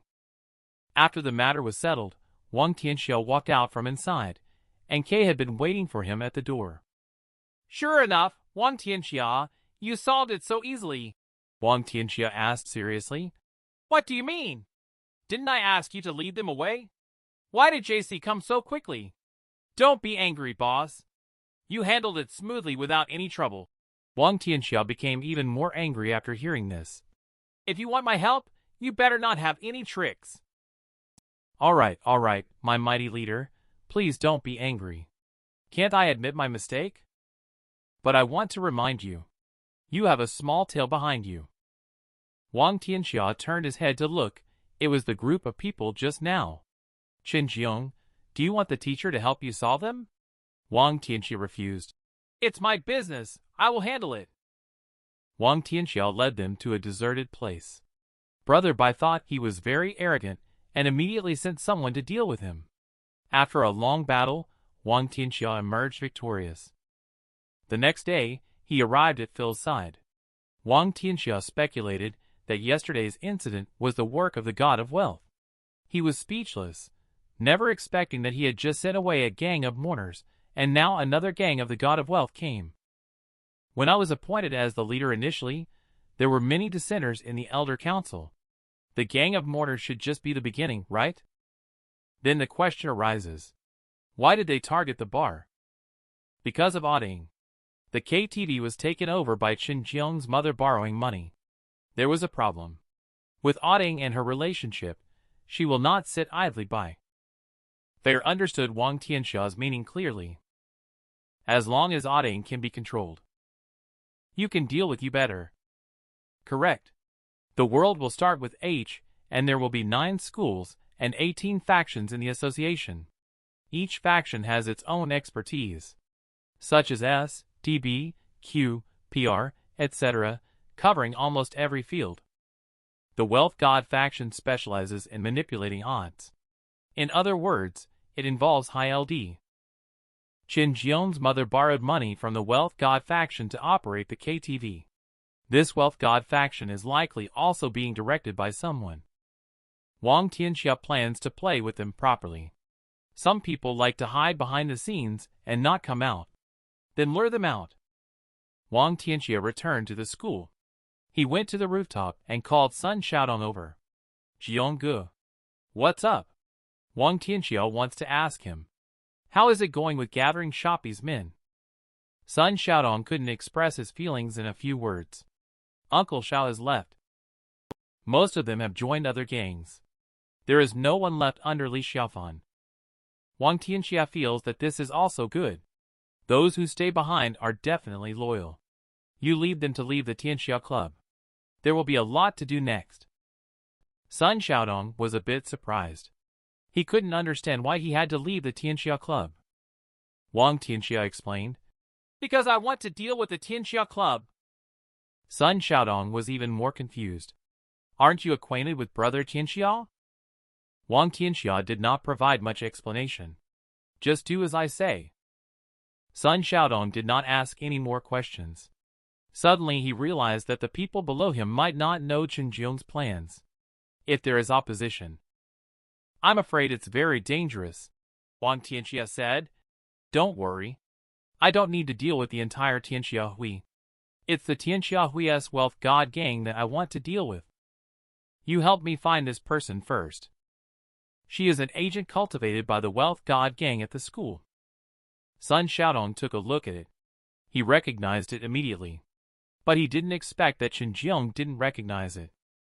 She is Xiaomei's best friend. Wang Tianxia was somewhat shocked when he found out. How could a person from Kaishan Bang be Xiaomei's best friend? What a coincidence! Wang Tianxia plans to ask Xiaomei later about that girl's situation. He just returned to the classroom and found Xiaomei there. But it seems like they are discussing something. He then approached to see what was happening. Xiaomei was comforting Xiaolin. Because when Xiaolin came over in the morning, he ran into some thugs who robbed him of all his money. But it wasn't people from Wuzhong, it was students from another school. This time, Xiaomei has something to tell Qinjiang. After school today, I will help teacher Coco organize the homework. You will go back home by yourself. Remember, don't get into trouble. Wang Tianxia agreed, but it's always others who provoke him. There's nothing that can be done about it. It's time for school to be over. Wang Tianxia still didn't have a chance to find out about Xiaomei and her best friend. He plans to wait until Sun Xiaodong finds out before asking. As he walked, someone ahead called out to him. Wang Tianxia was speechless. It seemed like there was always someone coming to find him. He thought to himself, "Do I look so easy to bully?" The person who stopped him was from another school. They wanted to ask Wang Tianxia for some money to spend. He impatiently said, "I have no money. Please don't block my way." Oh, quite arrogant. It's okay if you have no money. Our God of Wealth Association can lend you some. Just pay some interest. Upon hearing that they are from the God of Wealth Association, Wang Tianxia immediately became interested. He was just looking for people from the God of Wealth Association. Several people laughed heartily when they heard it. "Looking for us? Is he here to give us money? This kid is probably crazy." Just as they burst into laughter, Wang Tiansheng went up and punched Mushroom Head. His little brothers got anxious and surrounded Wang Tiansheng. They were ready to take him down. Wang Tiansheng flexed his muscles, inviting them all to come at him together. Dealing with him one by one would be too troublesome. Upon hearing this, the crowd swarmed towards him. However, none of them were a match for Wang Tiansheng, who easily defeated them one by one. The Mushroom Head realized the situation was bad and hid away. XXX89D, call for help. On the other side, Sun Xiaodong and his friends are playing games somewhere. A little brother ran over, something's wrong. Qinjiang is surrounded by a group of hooligans in the back alley. Sun Xiaodong felt a little anxious after hearing that. Immediately called for reinforcements to come over. On the Wang Tianxia side, the person Mushroom Head called for has already arrived. The SS has surrounded him. "Kid, weren't you being pretty arrogant just now? Weren't you calling us to attack together?" Wang Tianxia sees that they have more people and cannot confront them head-on. We'll have to wait for Sun Xiaodong to come. At this time, another wave of people arrived, but they are all women. The leader slowly walked out. Who dares to be so bold on my turf at Wuzhong? It turns out to be Yuga, from Xizhong. How dare you bring so many people to Wuzhong to make trouble? Wang Tianxia turned his head and glanced back, only to find that she was the person he wanted to investigate. Mushroom Head understood when she saw her. I was wondering why this kid was so arrogant. Turns out you're backing him up. Jiang Yu said, she doesn't know him. Then you should mind your own business. I will take care of this kid first. Just as he was about to make a move, Jiang Yu stopped him and said, Wait! Although I don't know him, this is our territory at Wuzhong High School.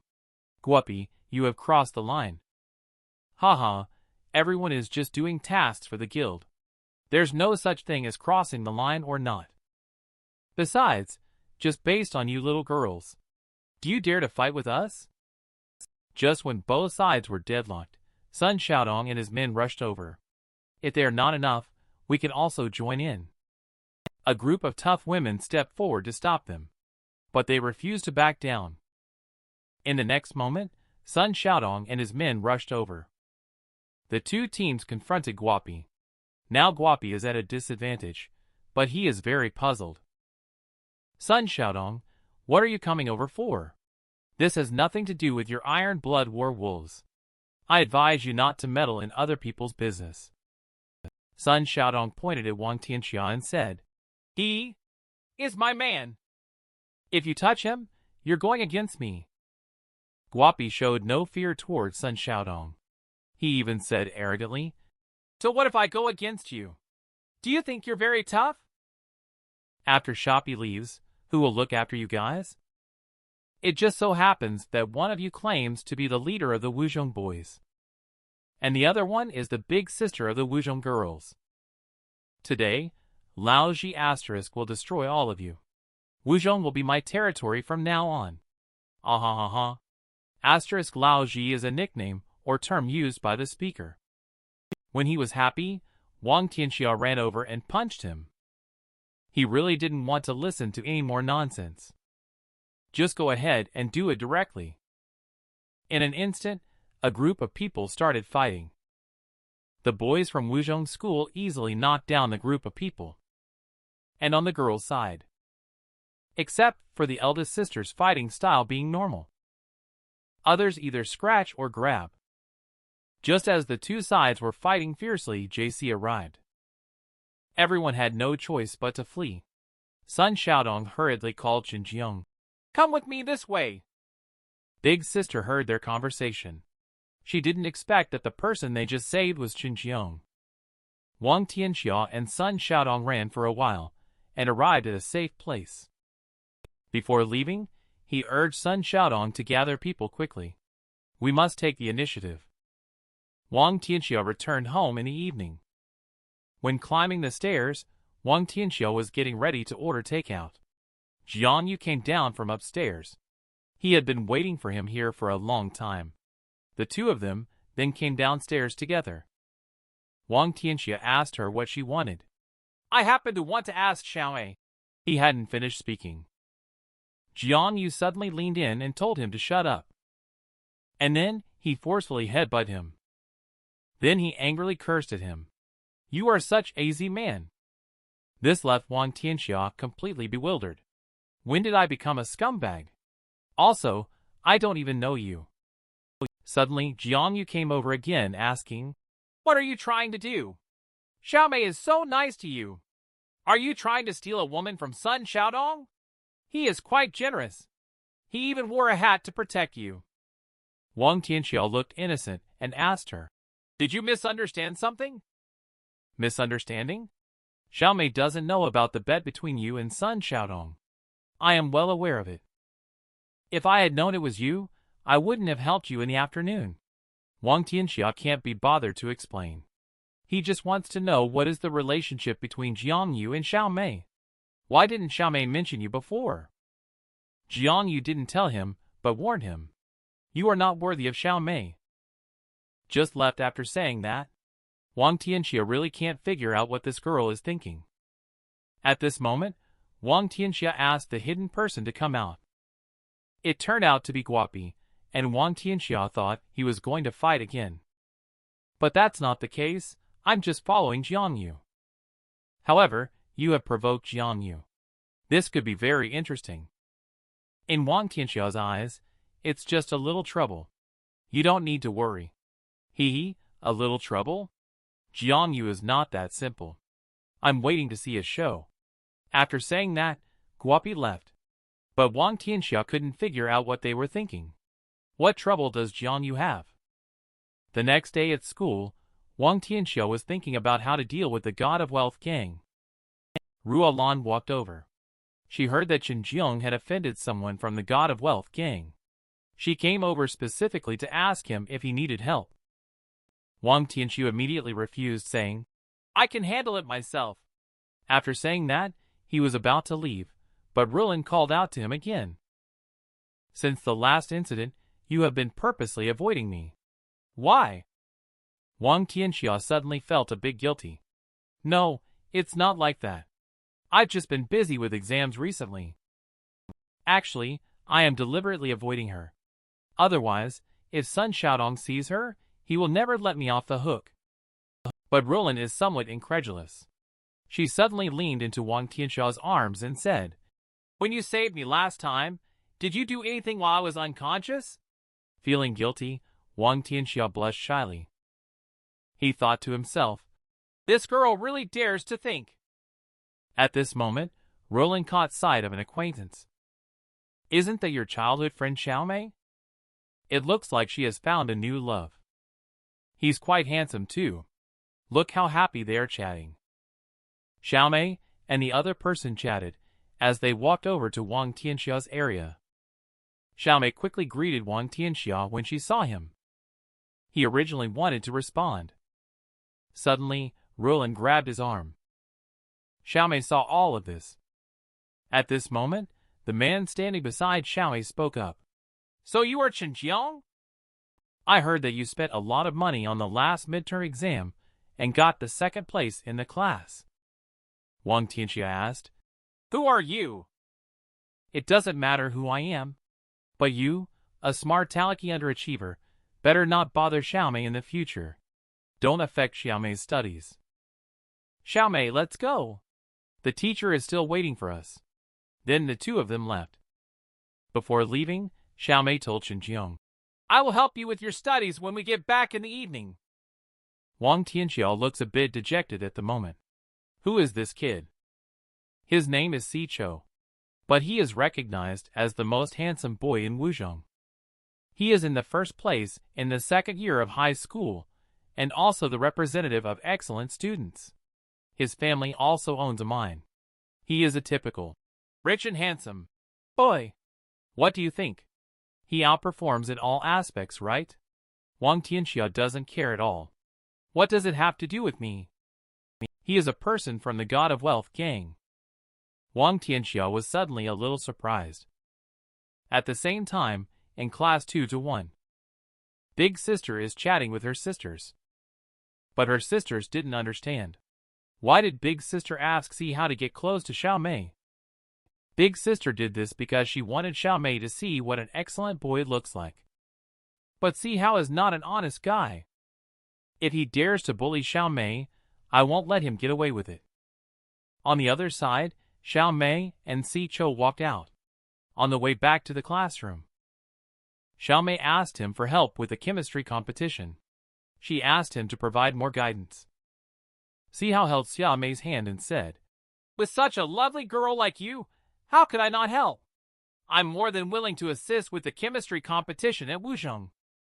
Xiaomei blushed shyly and said, Then I'll go back to the classroom first." Xiaomei ran towards the classroom without looking back. At this moment, Si Hao had a bad intention towards her, wanting to seduce and play with her. Later, Si Hao also returned to the classroom. But Wang Tianxia blocked him in the hallway. He wanted to confirm whether Si Hao was sent by Jiang Yu to get close to Xiaomei. Si Hao admitted that she was arranged by her, but I am very interested in this girl now. Wang Tianxia listened to the friendly reminder. I advise you not to have any ideas about Xiaomei. Understand? Si Hao didn't even consider Wang Tianxia. What if I don't agree? Wang Tianxia suddenly exuded a terrifying aura. You can give it a try. This scared Si Hao, even causing goosebumps to appear. Are you trying to threaten me? Haha, I have no interest in threatening you. Go tell Jiang Yu. If you have any dissatisfaction, come directly to me. I have no interest in having random people come and play tricks. Si Hao angrily said. You call me random people? Then what are you counting as DX? You, who only knows how to fight, will always be the bottom of society, a real loser. And I have always been the most outstanding among peers since I was young. Even now, after joining the Wealth God gang and getting into the underworld, I am still outstanding. One day, I will join the Heaven and Earth Association and become a big shot in the underworld. Wang Tianxia is speechless and even doubts his own ears. You want to join the Heaven and Earth Association? That's right. A person as outstanding as me. Of course, I want to join the most powerful force in City C. Someone like you, a nobody, is not even worthy of carrying my shoes. Wang Tianxia is speechless. Are you serious? Good luck.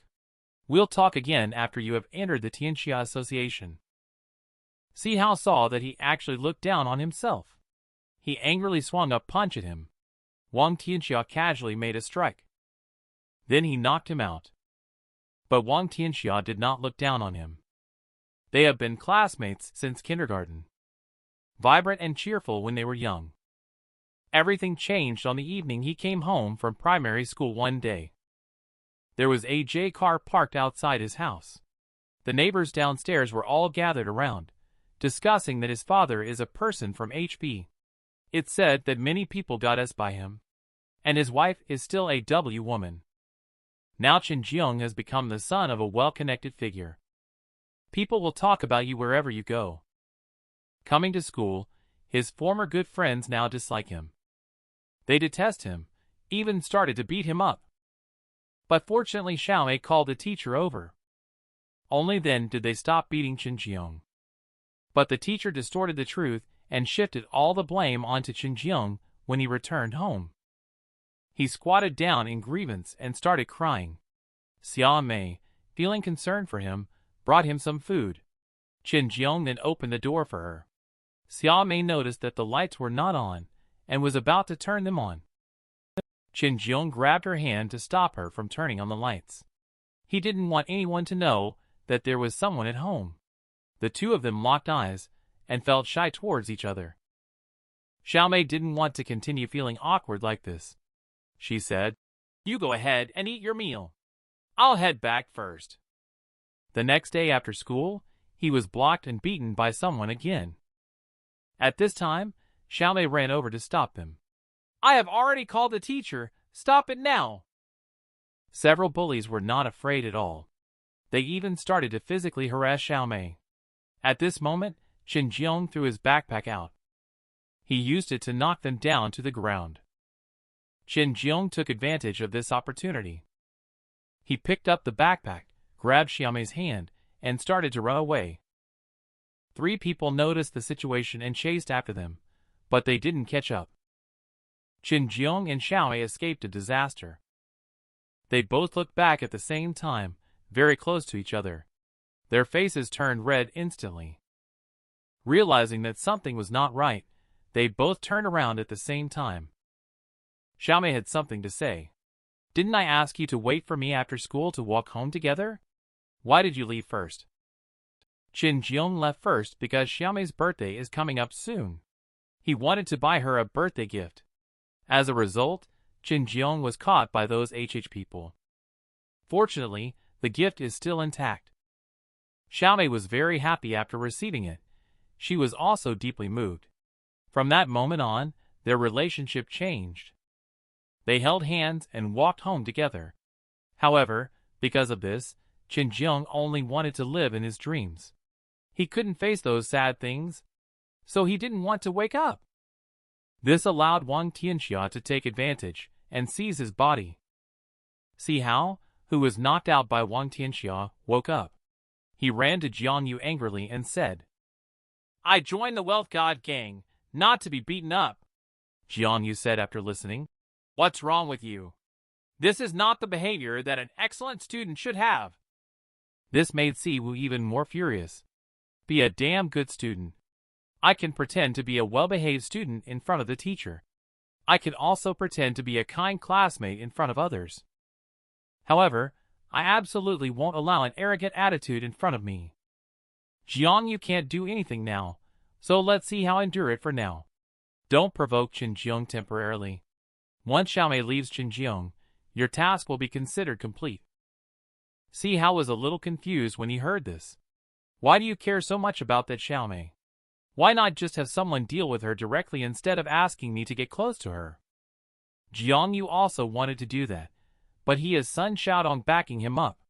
Who can touch him at Wuzhong Middle School? Haha, we cannot lay hands on him, but others can. At the end of school time, all the students have gone home. Wang Tianxia and Xiaomei stayed behind. At this time, Si Hao came over. He came to pass on some words from the teacher to Xiaomei. The teacher said to review hard tonight. Tomorrow, he will have a spot check. Xiaomei had to go review, so she told Wang Tianxia before beginning her review. She will help him catch up when she gets back in the evening. Si Hao stood up after hearing that. "Leave the task of helping Chin Jeong catch up to me. I really want to make friends with Chin Jeong as well." Xiaomei agreed to it, then troubled the senior student. Wang Tianxia could tell at a glance that he doesn't have the qualifications. So Si Hao brought him to a KEY institution. He will be tutoring Wang Tianxia here. Then he called Miss Fan in. These are all the best college students, whether it is mathematics or not, or English, or even other subjects. These young ladies can all tutor you. Are you satisfied with this arrangement? By the way, this is for the tutoring fee for these young ladies. This made Wang Tianxia speechless. Picked up the bank card and took a look. Threw it out the next second. Scratched a bit of Seheo's face. At this moment, Wang Tianxia stood up, shaking with fear. Just as he was about to leave, a group of people walked in from the door. Wang Tianxia recognized them. He had come to visit Wang Tianxia before. He is Wang Tsung from the Wealth God Gang. This time, Wang Tianxia is in trouble. He has encountered the leader of the Wealth God Gang. Hey, young man. How did you end up in the private lounge of my Wealth God Gang? Wang Tianxia expressed that he entered the wrong private lounge by mistake. He then wanted to leave. But he was stopped by Wang Tsung. Wait a minute. Did I give you permission to leave? At this moment, see how quickly apologized to Wang Tsung. I'm sorry. I have caused you trouble. Wang Tsung remembered and said, You are Xiao Hao from Wuzhong Middle School, right? Can you tell me what happened? This kid here, in order to compete for a girl with me, followed us here and caused trouble. Wang Tsung put on his gloves and said, Xiao Hao, this isn't the first time you've done something for me, right?